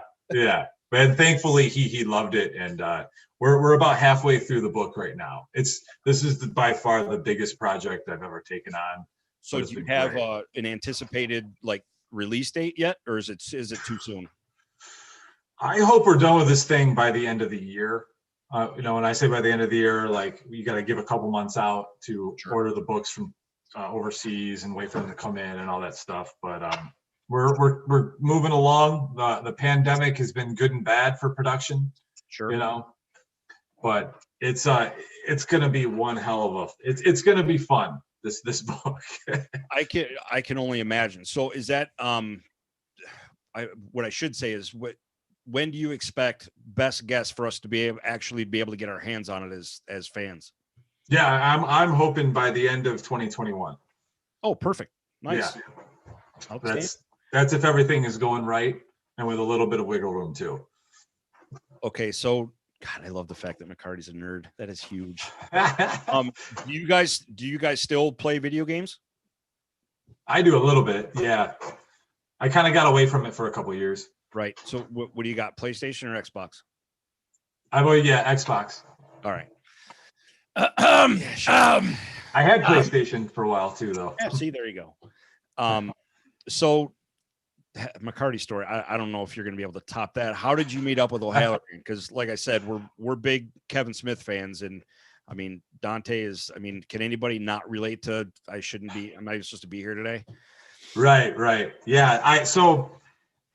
I had seen him in passing. It was kind of like a guy that I just would say hello to, and sometimes he'd remember me or not. Because I'd be at a table and he'd be at his table, and I might see him. He did a couple of Michigan shows, Cherry City, the one in Traverse City, Capital City or Cherry City Comic-Con. He was always at that one. And we had a mutual friend, Tony, that introduced us, and I gave him the idea, and he loved it too. And I knew he was a hockey fan. And I talked to him on over the phone about it. And then I saw him later at New York Comic-Con. And when I presented him with the jersey, because we sell jerseys of all these teams. Dude, I've just, to your credit, these jerseys are fantastic. And thank you. For anybody listening, friends, whatever, messcomics.com. I can't say enough. The Piper jersey, McCarty's the lumberjack jersey. I mean, fantastic coloring. You guys did a bang up job. I mean, these look like legit hockey jerseys, and they are. Well, there's, as much as I'd like to take credit for that, we have the company called Stalls makes the jerseys for us, and they make jerseys for the NHL, Major League Baseball, NHL, Major League Baseball, Major League Soccer, and and another company. So like they actually make the jerseys. When the NHL is short on jerseys, they call Stalls and they fill the order. Okay. So Yeah, designs are fantastic. Yeah, I mean, you put them on and people are like, wow, this is high quality. And that's when O'Halloran was like, okay, this is something, because those old Clerks jerseys that they had from the 90s felt like, back when they came out, they were great, but now it's kind of like sandpaper. It's just sitting on you a little bit. So the technology has come a long way. To have this company behind us on this has been phenomenal. Right. So yeah, that's when you the jerseys themselves, they crack me up because the lumberjack logo, which I can totally, now having spoken with McCarty on a few occasions, it's perfect. Right. Yeah, and the Hell's Kitchen one, it's fantastic. I mean, you can tell. I mean, obviously, us knowing all the Clerks movies and stuff, these guys are comic book fans as well, and that the Hell's Kitchen is great. I love the coloring on them as well. I almost feel like you should have snuck in. I don't even remember the name of the character, the Chopos on McCarty's jersey for him. Just put like one in the background, like hiding behind a tree. Right? Shit. Where were you in production? You'd be like, that's great. And you'll be like, you don't remember that, do you? Like, I don't remember, you dick. And I can see it. Oh, we're full of dumb ideas we can bounce off all day long. Probably crawling through a damn attic in production, probably. So I fully expect to see Bucketverse down the road. Bucketverse is awesome. I love it. Yes, we were at I was at a Windsor Comic Con with Darren, and we did a panel, and we came to the conclusion that me and Mess Bucket Comics, we are a gateway drug for athletes that would like to get into comics. So maybe if you don't start with Deadpool. Sounds like that sounds like its own story right there. Well, right. If you don't want to start with Deadpool and you just want to stick your toe in the water, maybe read our books first. Right. Like you just don't jump into 50 Shades of Grey, I guess. Yeah. Start watching Cinemax first.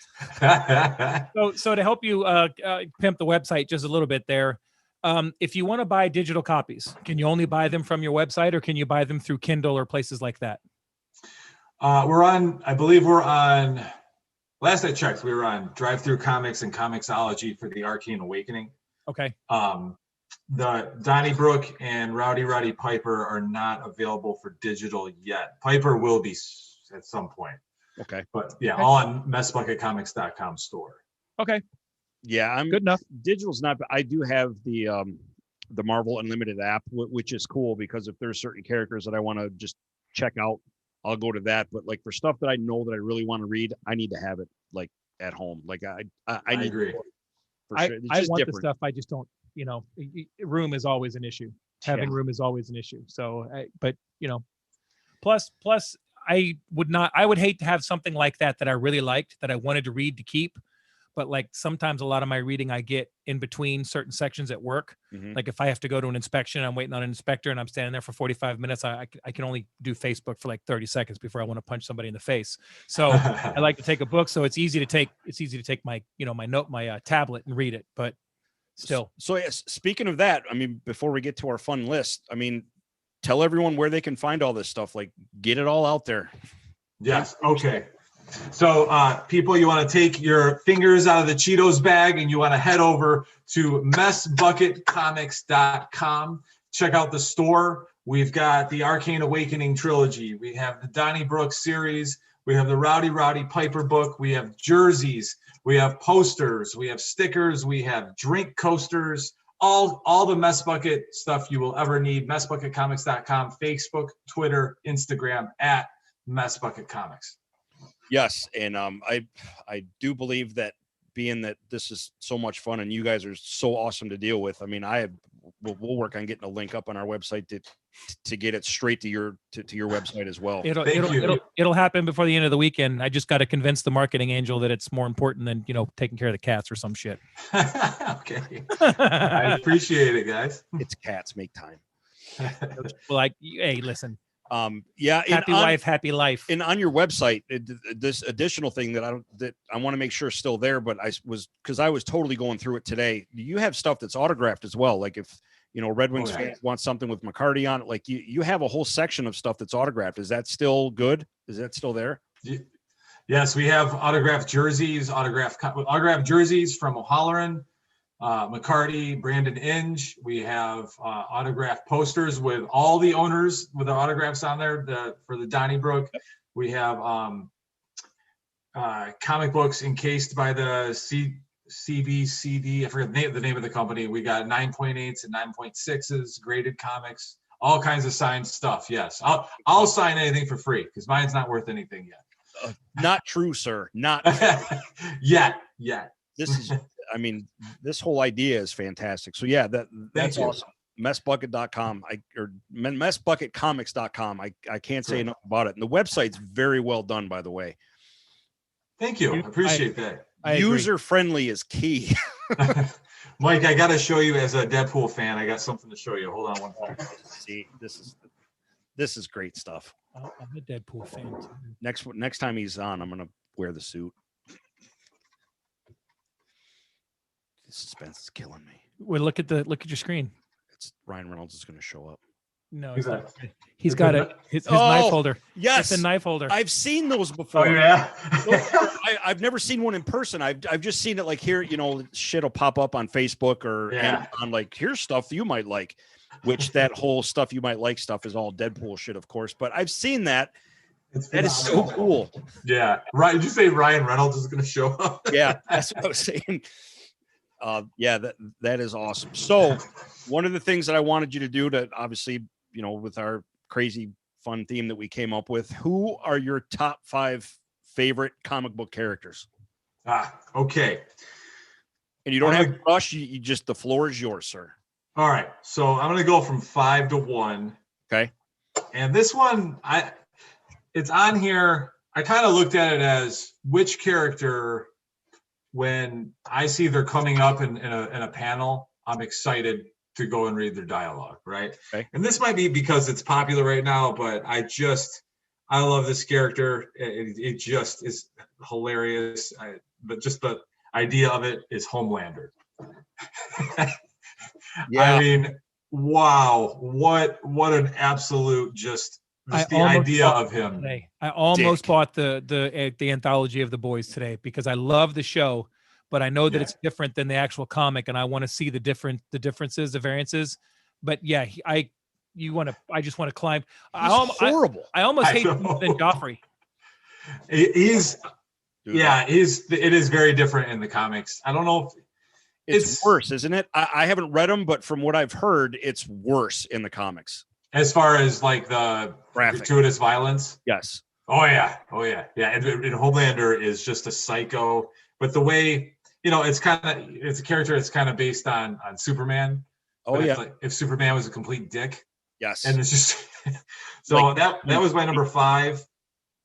This one is an indie book. I don't know if you guys have heard of it, but if you haven't read this, you have to read it. It's phenomenal. Okay. Johnny the Homicidal Maniac. It's Dad have a comic book. You guys ever heard of that? No, I have not. Oh, okay. But yeah, that's intrigued. It's a staple with indie comics. And I'm writing it down. It's all in black and white, and it's almost like you feel like you're manic when you're reading it. And the character is so despicable, and he's doing these horrendous things, but for some reason you're on his side. And you're like pulling for him, almost like Dexter, kind of. It's, but just how you're pulling for Dexter, kind of. So I love Johnny. That's one of my favorites. Number 3 is Negan. Good. No character has made me more excited to read his dialogue I've ever read before. Just phenomenal. And it's not. They went a different direction with him as a villain. You thought they were just going to kill him and that would be it, but there was more to him. Right. Those guys wrote a pretty brilliant damn comic to begin with. Not just a character, just the way that they interwove everything and had callbacks later and the different people and the multiple depths of it was a very different fulfilling comic book. I love the fact that you had Negan on this list, Dom. So I've been a huge fan of the comics, which I'm still not finished with yet. And I absolutely love the show, even though it's had its ups and downs and slow points at times. Sure. Reading the comics first years ago, in fact, right before the show came out, when Negan came on the show, I felt it was a damn good representation of the character in the comics. How did you feel about it? Oh, absolutely. He's awesome. If anything, I wish they would have not put the restraints for language in the show. Right. Because it's brilliant. Right. Yeah, you're right. And you know, it's weird. Maybe it's a compliment to what's the actor's name? Jeffrey Dean Morgan. Jeffrey Dean Morgan. Yeah.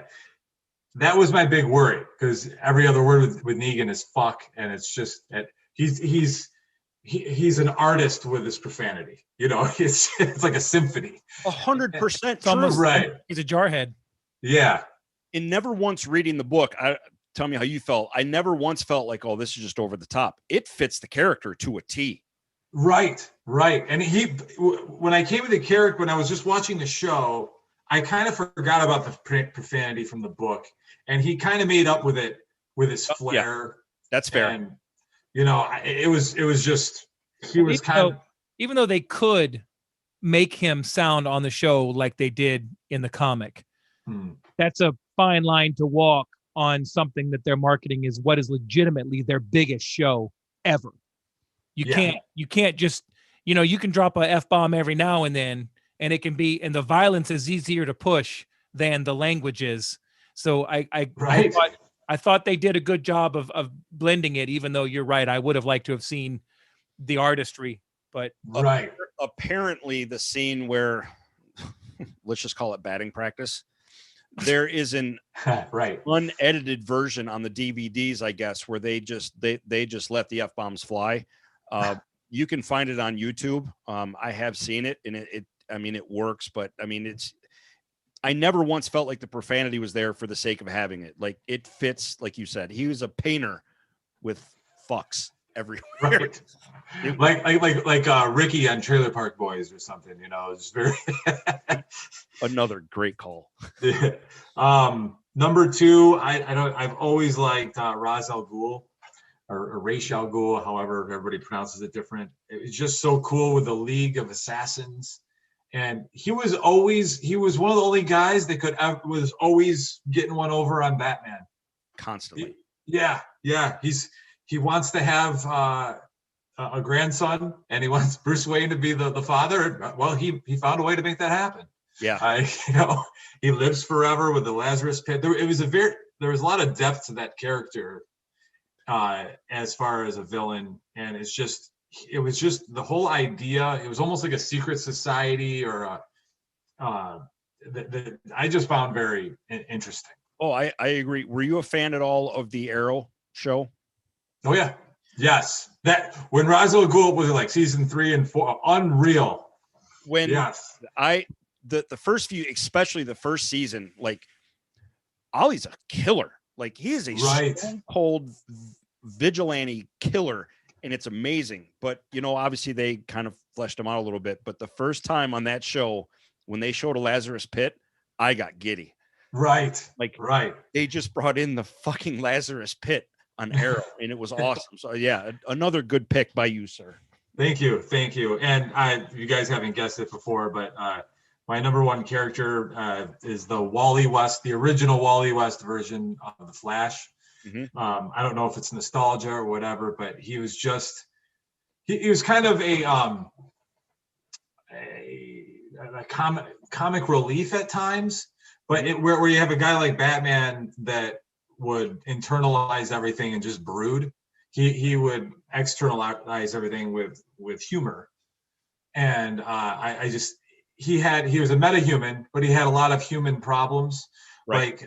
I remember reading the comic book, and they passed the Flash mantle from Barry Allen to Wally West, and he's like, listen, there's a lot of reasons why you have to have a mask and keep your identity secret. He goes, okay. And the next day he goes on the news, he takes off the mask and says, I'm Wally West, I'm the fastest man alive, I'm the Flash, just so he can get girls. And then he still is striking out with girls. And then Yeah. he wins the lottery and still can't get girls. Like I was like, wow, what a these are all like outside of the box kind of characters, I feel like. And I mean, if you dissect that a little further, what chick is going to want to be with the fastest guy in the world? I mean, that may be cool 1 or 2 times. But come on. He was doomed from the start. Yeah. If you have the nickname The Flash, you're out, buddy. You're out. Terrible. Wow.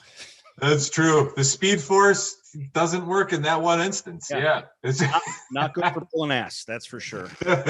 Not tapping good. ass. Or tapping Either one, ass. yeah. Either one. Whichever. No, that was a good. I mean, that was a great list because there was a lot. I mean, they were all unpredictable. Which again, you're much more versed in this than we are, of course. But that was that was a fun list. That was good. I gotta check out Johnny the Homicidal Maniac. That's for sure. Yeah, I'm he glad sounds you wrote that intriguing. down. Yeah. That's a blast. That book's a fun one. Which name is that under? Like, which comic company is that under? You know? Oh my God, good question. And I'm sure got it's it not right hard over to there. look up, but it sounds like something that would be an image or I'll look it up. yeah. I'll look it up. It's Okay. not a big deal. Yeah, don't worry about Or it. what's the other, like, what's the you know what? Since you're on here, I'm just going to ask you because I know it's going to be coming out on, I think, HBO Max. The Sandman. I know it's extremely popular, but I know nothing about it.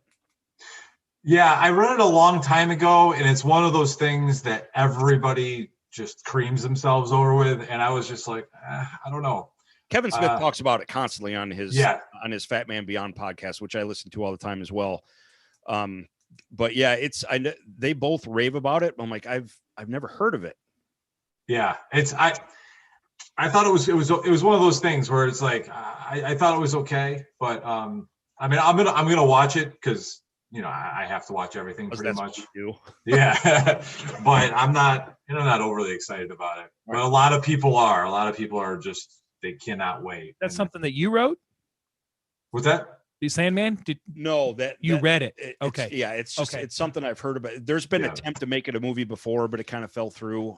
They're doing it now. I think it's a Netflix series. It's coming out on one of the streaming services. I don't know. It was just I know it's pretty popular, but I've never seen it. And I figured you might have heard about it, which you did. So yeah, I'll definitely check that out. I'll put it on my list to watch. Slot number 136 is open. Too much shit to watch these days. There's so much. But before we do our top 5 list for the week, I do like a movie news type thing segment that we do every week. There's only 2 things on here, and I figured since you're here, your input will be valued on this as well. And the first thing is the Black Widow movie. Apparently, more theaters are delaying being opened overseas, and it's causing heavy rumors now that Disney Plus is going to release this on the app, much like it did with Mulan. So it's very possible this may be forced to be released at both the theaters and on TV. This movie's delayed now, 3 times? Yeah, it was supposed to come out, summer last year? It was supposed to be out summer last year. So what's your whole thoughts, Dom, on the movies being released both at home and in theaters? God, that is like at the same. So they're going to put it, you can watch it at the theater or you can watch it on your couch. Yeah, because like next month, we have Kong and Godzilla is going to be released at home on HBO Max, and it's going to be released in the theaters. Much the same way Wonder Woman was, and what is it, The Little Things, and I think this month is Tom and Jerry, and right. I mean, for now with the pandemic, I guess they really don't have a choice. You kind of, if you want to make money on your movie, this is your best shot. But a theater experience for me is essential. 100%. The sound, and the big screen and everything. There's a whole thing. There's a whole thing going to the theater with your friends, excitement, and then your friend might point something out during the film that you wouldn't have noticed on your own. And it's just, I mean, I'd compare it to going to a hockey game live or watching it on your couch. Oh, there's nothing better live. If I'm going to watch a movie at a theater, I have no choice but to pay attention. Correct. It's so loud, it's in your face, and you're going to consume it much better than you would at home. So I'm against it, but I understand why they're doing it now. I just hope when the pandemic's over, they go back to theater release, and then later on you have a home release. Let's hope. I completely agree. I've been a big movie guy. I've told the story numerous times, but when my dad took me as a kid to go see Raiders of the Lost Ark, from that day when that boulder started rolling, going to the movies has been one of my favorite things to do, next to or right up there with skating and playing hockey. You can't replace. I don't care how big your living room is. I don't care how nice your TV is. You can't duplicate that thought of, or that experience of being in the theater. The lights going down, that excitement of the trailer starting. To me, it's irreplaceable. And like you said, I hope it goes back to theaters only sooner than later. Right. I agree. As I've said before, me, it's not an issue about needing to see it in the theater. It's a time issue. Can I get home from work in time? How much free time do I have? Am I available on a Saturday? That type of shit. So, unfortunately, one day, because it's on our to-do list now, is to win the lottery. When I win the lottery, I won't have to worry about that. Yeah, it is on my. We did not a resolution list, but top 5 things we want to get done this year. Lotto is on my list. It's going to happen. It's going to happen. I just got to buy the tickets. And I am going to buy a championship in the Bucketverse when I win the lot. So you write that down, sir. Okay, I will. And to add your point, some movies are theater worthy and some are not. Correct. You've already got it in your head. Oh, I'm going to see that in the theater. Black Widow, 100%. I want to see in the theater. Absolutely. Kong vs. Godzilla. Are you kidding me? That first Godzilla movie in the theater is you can't do that at home. Right. Neighbors complaining to the police that you're, something Killing bad is a cat. happening in your apartment. Second thing I have here, which to me, I just thought it was kind of a joke, even though it was newsworthy. There was a movie that came out in China that beat Endgame's 3-day opening of $357 million, and it was called Detective Chinatown 3, that apparently made $398 million in 3 days. That is racist. I call bullshit. There's no way that happened in a pandemic. They just didn't want us to have to win. Yes. It's called Detective Chinatown 3. I'm guessing it's their Lethal Weapon. Came out a week or two ago and apparently made $398 million in 3 days for its opening, dethroning Endgame for the biggest opening ever. Were tickets like $2,000 a piece? I'm throwing the flag. I'm calling bullshit. Well, the central plot and storyline was he went downtown to downtown Chinatown and was trying to figure out whether they were serving cat or chicken. I mean, that's basically what the theme was. So, if at any point in this movie someone did not say, "I'm taking you downtown to Chinatown," it's an opportunity lost. Chinatown. Yeah, but it doesn't rhyme in Mandarin. I don't think. I know. But I kept the movie shit short because I knew we had a Dom coming on today. But I just wanted to bring those up just to get your input on that. Yeah, interesting. So I'm calling bullshit too. Thank you very much. We're in agreement on that as well.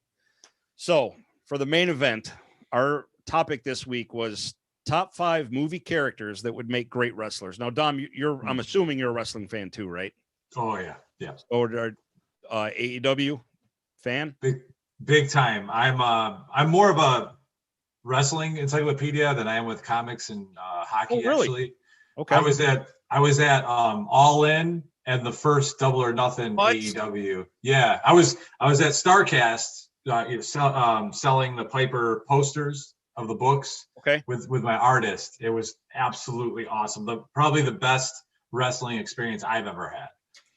Now, wrestling, I was like I said with Snuka and wrestling, there was a long period of our lives. I think it's fair to say that if we were closet wrestling fans because you didn't know what teased at school. Right. Now I think that's pretty much over. Like now, hey, look, I watch it. Fuck off. Right. So same. Right. It was almost like you coming out of the closet. I'm a wrestling fan. You were afraid to say it, but I to AEW, I think is by far the superior product. I think it's the best show. So the pay-per-view coming up, I'm assuming you watched and you heard what they're going to attempt to pull off at this next pay-per-view, right? Oh, the exploding barbed wire match. Yes. Crazy. Take all my money right now. Yeah. If What- that what because they moved that to a Sunday, and I think it's because there's UFC and there's a bunch of shit on that Saturday night. If that was going to be on that Saturday, like their pay-per-views normally are, I was going to move heaven and hell to go see that. Yeah, I can't. Can you imagine the shit they're doing right now with Impact and New Japan and AEW, the talent sharing that they're, can you imagine if there was a live crowd for this? They'd be going nuts. Insane when Yeah. what's his name just 2 weeks ago when he showed up on AEW, Kenta with Yes. New Japan. Now I'm new to the New Japan. I'm not very well versed. I've looked at it. I've gone back and because Yeah. Roku now has a New Japan channel. Yes. Where they have stuff where it's Wrestle Kingdom from last year. So I've been watching through that. Mhm. I want to see this happen so bad. I want to see Jericho in the Inner Circle doing something crazy and they're beating the shit out of somebody. The lights go off, comes back on. Everyone's laid out except Jericho and Okada standing right in front of him. Yeah. I will lose my shit. Yeah, I agree. I mean, there's so the possibilities are endless, and I feel like right now they're kind of starting small, Right. and then eventually they're just going to start really, turning up the heat. But I really wish there was an audience for these shows because it would be bonkers. I think it's going to happen this year. I mean, Daly's Place is already letting in, 1,000 fans or something like that. So, I mean, vaccines are coming out. Florida's numbers are way down, contrary to what you see on the news. Yeah. Okay. It's not the fucking apocalyptic kingdom of Mad Max here that you think it is. I mean, they had 30,000 people at the Super Bowl, so it's not very far off. And they're Right. they're going to let 25,000 people in for WrestleMania. So, I mean, yeah, it's swinging back that way. So eventually, when that happens, you guys will have to get down here and we'll all go to an AEW pay-per-view. Hell yeah. What? Say what? I know, right? Well, so that's good. I'm glad that you're a wrestling fan as well. It's Yeah. So that being said, we wanted to come up with what movie characters would make great wrestlers. And I totally got this idea because I was listening to Busted Open the other day and they mentioned a couple names. I'm like, man, that would make a great list. So here we are. And because you're the guest, I'll let you go first, Dom. Oh, okay. Number 5. I don't know if you guys have ever seen Idiocracy. Oh yeah. Are you kidding me? We live it Wow. day to day. Oh, it's one of my favorites. I've got to go with President Camacho. I mean, on point. That is On point. that is perfect. I could see it working. I mean, it's just I don't know who to compare him to, but that's a character. The entrance. Yeah. Did you ever see Gangs of New York? Not all the way through, Parts. but parts of it. With the Daniel Day-Lewis character, Billy Yeah. the Butcher, for sure. Like he's like It's already got the name. he's just so cerebral. He'd be like a Randy Orton, Undertaker kind of character. Yep. That this one, I think number 3 would be a manager. It would be it would be a combination of Paul Heyman and Weasel, Bobby Heenan. Oh, Would be Leo Getz, Joe Pesci's character. Jesus Christ. God damn. That is fantastic. Guy's making us look like shit. No shit. Okay. That's Yeah. He'd be the most annoying character. He'd be You want to match great. with Hulk? Okay. Perfect manager. Right. Okay, save your last two. I don't want you to spill the whole thing all at once. Okay. Greg, what do you got? All right. 5 and 4. I actually went above and beyond this week because we have such an important person guesting with us. Fair. I have the wrestler and their finishing move. Oh, okay. So- Attaboy. Okay, my number 5, and this is much in the along the vein of the Undertaker, is Jason Voorhees, and his Okay. finishing move is the sleeping bag. Arguably the greatest slasher movie kill of all time. Yeah. Can you just imagine hearing the clang off the post of a guy in a sleeping bag? Oh, That works. Right? that is. What's your number 4? My number 4 is Sloth from the Goonies.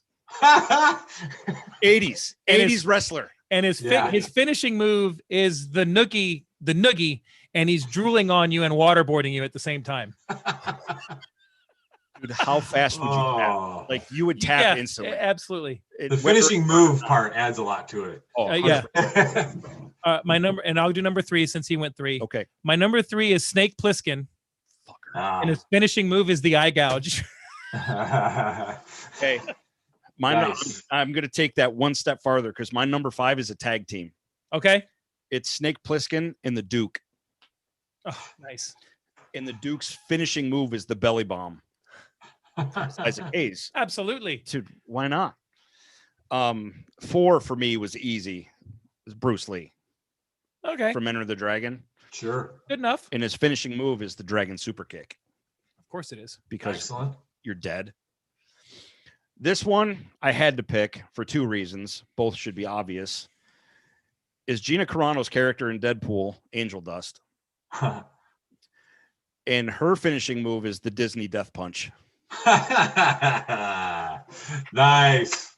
Because all of that shit aside, her character in that movie, terribly underused. Oh yeah. I could watch her Yeah. fight. If you ever seen Haywire, I think that's her in Haywire.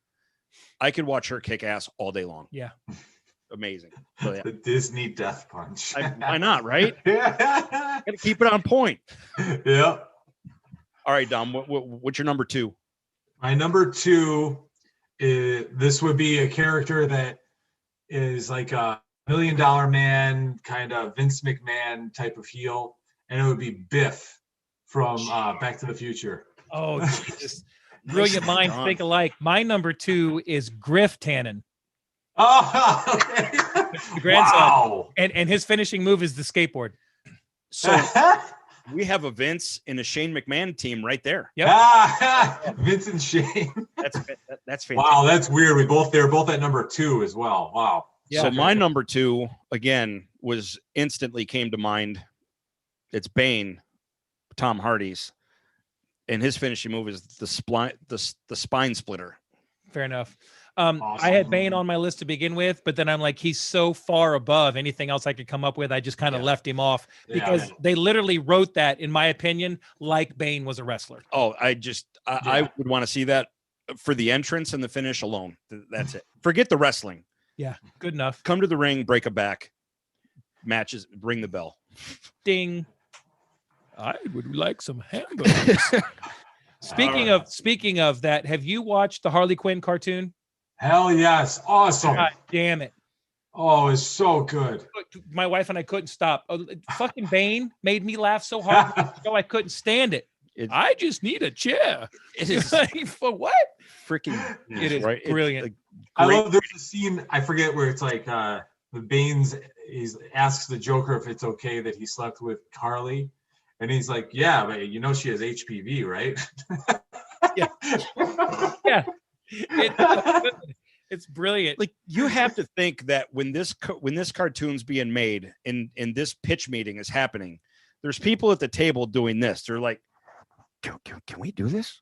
Yeah, right. Are we gonna be able to get away with this? They're like, fuck it, let it run. I want to be a fly on the wall for the initial meeting when that was pitched to the people from DC, Right. right? And they were like, wait a minute. Harley's a lesbian and she told everybody to go fuck themselves. Wait, what? Hey, What just happened? What is this DC? I'm gonna role play right here. It's not gonna be any worse than Justice League. Run Very it, true. Gold. run it. All right, Dom, you're number 1. Okay, my number 1 with this guy would be the most versatile. He could be heel, he could be a face. He could be your funny guy, he could be your R-Truth funny guy. No. And he could be in a hardcore match easily. I think he covers all the bases. Okay. This is Ash Williams from Evil Dead. Oh, I mean, that is he's got, fantastic. you want a hardcore match? He's got chainsaw arm. Yeah, he can cut a promo that's hilarious and just tear you down and be completely self-serving. Or if you remember in Evil Dead 3, he gives a rousing speech to motivate the troops. I mean, he to me would be the best wrestler. He's like a Hulk Hogan He's a good guy and he's a good bad guy. Right. All right. That's fucking awesome. Ash never even crossed my mind. Prehistoric screwheads. My number one is a tag team match. Okay. And I'm gonna see if you guys you're gonna know one of them. The first one is Immortan Joe, and the second one is the Humongous. Fuck. And that's the bad guy from Road Warrior and the bad guy from Lord Humongous. Joe think Immortus.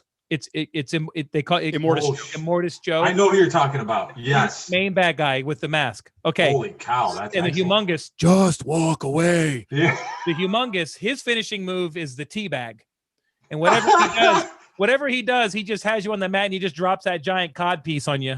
And Immortan Joe's is the impregnator. Oh my God! Wow. Fuck.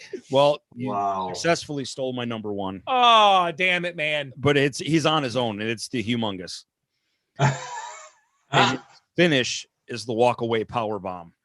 Just walk away. As a kid, Dom, that character Scared and the that fuck out of line me. fucking terrified me. Love that movie, hated that line. Lord Humongous was what Sid was, Psycho Sid, before he was with WWE when he was on the Indies. Okay. That's what I was. That's Yeah. what I was referring to. Yep. Yeah, but I definitely remember Humongous. It might work better as a wrestler. And it still worked today. Yeah, It'd be a better version of Demolition. Yeah, yes. Much better version. Demolition was so weird. They were just a knockoff of the Road Warriors, is all they were. Right, a bad one. A dollar store version, I would Yeah. go so far as to say. And they pushed the hell out of it. It was so weird. It became like They wanted to so bad. yeah, right. But yeah. Well, Dom, I can't thank you enough. This has been a blast. Hopefully, this is not the last time we'll be able to talk to you. Yeah. This is awesome. We're going to start saving up so we can buy a championship. I mean, worth it if you ask me. One of the things that we had tried to start doing before the ugliness of this bullshit that has descended upon our world happened was we were trying to set ourselves up to where we could go have a booth at a Comic-Con. Nice. And, just because, I mean, we can talk comics, we can talk all that stuff. If you've seen our logo, I mean, it's literally a comic book logo with some sports infused. Right. So hopefully maybe one day we're lucky enough we can share a booth. Yeah, you can do it. I went 2 or 3 times to Tampa Bay Comic-Con. Oh, it's in our backyard. That sir. was the one that we Yeah. were trying I backyard. got in. I had the idea too late. It took us a while to get rolling and set up, money wise and stuff like that. And I had the idea like 2 months before the Comic-Con and I was on the waiting list. And then it ended up getting canceled. So it didn't really matter, but I'll be all over it the next time I see one happening. But and I yeah. do have the inside track on a pretty sweet Deadpool suit. So yeah, I mean, yeah. If you're ever down here, man, you need to hit us up. We can show you all the sites. Yeah, I loved going to that Tampa Bay Comic-Con. Imaginarium, the company that runs it, it's a great company. They do shows all across the country. And there wasn't right there, not too far from where they have the convention. There's that Cuban restaurant. Oh yeah, there's plenty of them. Tons of them. And on a side note, if you can get Darren down here at the same time, we can go to the Mons Venus and figure out how to beat Borderlands 3. Okay. Like what? Yeah, okay. He's checking orbits already. Yeah. Yeah. I mean, once again, Dom, go ahead and give your website and where people can find you and get a hold of you and buy your sweet stuff. Yes, everyone, if you're on social media, we're on Facebook, Twitter, Instagram at Messbucket Comic, as well as messbucketcomic.com with character descriptions, book descriptions, and a store where you can get all of your needs from the what is it, the Messbucket verse? The Bucket verse. The Bucket verse. The Bucket verse. It's already caught on. It's already caught on. Awesome. Thank you guys. Thank you for having me. I had a great time. Absolutely. Anytime you want to shoot the shit or you got something you want to pitch, if you want 5 people to hear about something new you got going on, hop on the show. All right. I honestly, more than that. I would love to get a hold of you after the Justice League comes out and reconvene and talk about it and sure. And just break this stuff down. Maybe we can get O'Halloran on there or McCarty or whatever, and we'll God, I hope this movie's good. I so hope this thing is I do too. what I'm expecting. I mean, I know we all are, but I just hope it's something that is so good that, you know, it just, people can just go, okay, phew, thankfully it wasn't that bad. Just if it's good, just hopefully that studio interference, just they lay off a little bit. It's got to You go know? at some point. Like, Yeah. you know, it's, I can't imagine studios telling Christopher Nolan what to do. Right. You know what I mean? Like, and granted, he's got a lot more clout than most, but just, we're going to hire you to do a movie. You do your movie. We'll write the check and back the fuck off. You know what the bottom line is, though? The fact of the matter is people get fucking weird when it's their money. Yeah. I'm an electrician, so I do a lot of stuff for people. It's somebody says, hey, I want you to do this. Not a problem. This is what's going to cost. And you show up and they go, well, should you do it like this? Well, what about if you do? I'm the electrician. Right. I know what I'm doing. Well, yeah, but what if, and we're only talking about, you know, a couple $1,000s at that point. I can't even imagine the fucking pucker factor on your sphincter when you're talking about $250 million. Right. So I understand it, but I don't condone it. It's just, I mean, at some point you got to look at it and be like, well, what'd you hire me for then? Exactly. You got to let me do it. Exactly. That's what it all boils down to. And I have to. said that before. Look, I can do this or you can do this. If you do it, you'll save some money. And and you're not qualified to do it. Yeah. You know? You want to electrocute yourself? You do it. Go ahead. I think they have to stop looking at it as a risk because making any movie is a risk. But look at Deadpool. They made that movie for $62 million. It damn near hit $1 billion. Right. And so, but what happened there? They let the writers write and they let the actors act and they didn't get involved or interfere. Now, granted, they were forced to make that movie. Thank God, whoever air quotes leaked that footage. Right. I also think there comes a point with the studios too, and it's a lot like what you do with being creative. They're looking for that thing that they can they can buy low and sell high. Yeah. And the market is so saturated with movies. Honestly, before the pandemic, there were movies coming out each week that were coming out. And I'm looking at him like, what is that? I mean, we do a podcast where we talk about movies. And how many of them were worth seeing? A 10th, a 20th, maybe. Right. Plus, you've got all the shit that's coming out on all the different streaming networks. There's like 632 streaming networks now. Right. I think they're spreading themselves too thin, and I think there's going to come a point here when we get back to normal where they're going to be putting these movies out, and these movies are going to be flopping. And I think you're going to see some companies start to. They're going to start to pull back and say, well, this is a surefire thing. And that could be the upside to streaming too. There's less risk, you know? Yeah. Like, well, I don't know. Netflix is paying $100 million to have movies made, for Christ's sake. So yeah, but Disney Plus is already, or HBO Max, or one of the two already has 90 million subscribers. Yeah. That's a lot of money. That is a lot of money. Jesus Christ. 90 million subscribers. They just passed 90 last week. I just want 90. No million. no shit. Right. All right. Thanks again, Dom. We really appreciate it, especially taking all this time to hang out with us. Yeah, so unbelievably really awesome. appreciate it. Thank you so much. But we'll definitely keep in touch and we'll talk again. And you know, I'll try and wrangle you up after the Snyder League the Snyder League verse movie comes out. And we'll talk again. All right, boys. Thank you. Thanks, brother. Thanks, Dom. Have a good night. Take it easy. All right. That was awesome. Amazing. That was fucking amazing. That was a good time. Had no clue he was going to be willing to hang out that long, but goddamn, I'm glad he did. Yep. Learned a lot too. Yeah, I did. The whole process of learning how comics are made and stuff. Super cool dude. Pretty neat. Buy his stuff, messbucket.com. Yep. All right, that's it. Our next episode that'll be coming at you next week will not be the special one. The special one's 2 weeks from now because it'll be our 2-year anniversary. We got a couple special guests lined up for that. 2 years. I bet you're tired of seeing this fucking ugly mug, aren't you? Yeah, it doesn't feel like 2 years though. It doesn't. No. Does it feel like it's the 1-year anniversary of the 14-day take the top off the curve? No. No, it doesn't, does it? No, but it is. No, it doesn't. But it's fucking here, son. That's all I got, buddy. You guys know all the pertinence. You know all the details. Hit us up, support us if you can. If not, do something nice for somebody who needs it. Don't be a dick. Don't be a dick. I mean, that's the message I'll leave the end this week with. Just don't be a dick. Bye, guys. Later.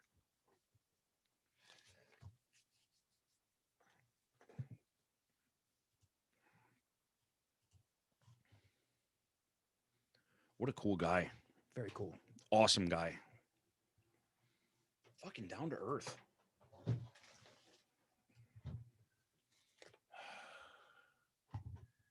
I need my life to cooperate with me. It just, everything always seems to fucking happen at once. I feel like such an asshole. I'm on the phone trying to put out fucking fires while I'm talking to this super cool dude. I hope he didn't notice. I'm gonna have to send him an email and apologize. I'm gonna send him an email and thank him just like I did with Darren. Oh yeah, absolutely. Bro, that was, hey, fucking well done, my friend. Hey, I'm trying. You did fucking great.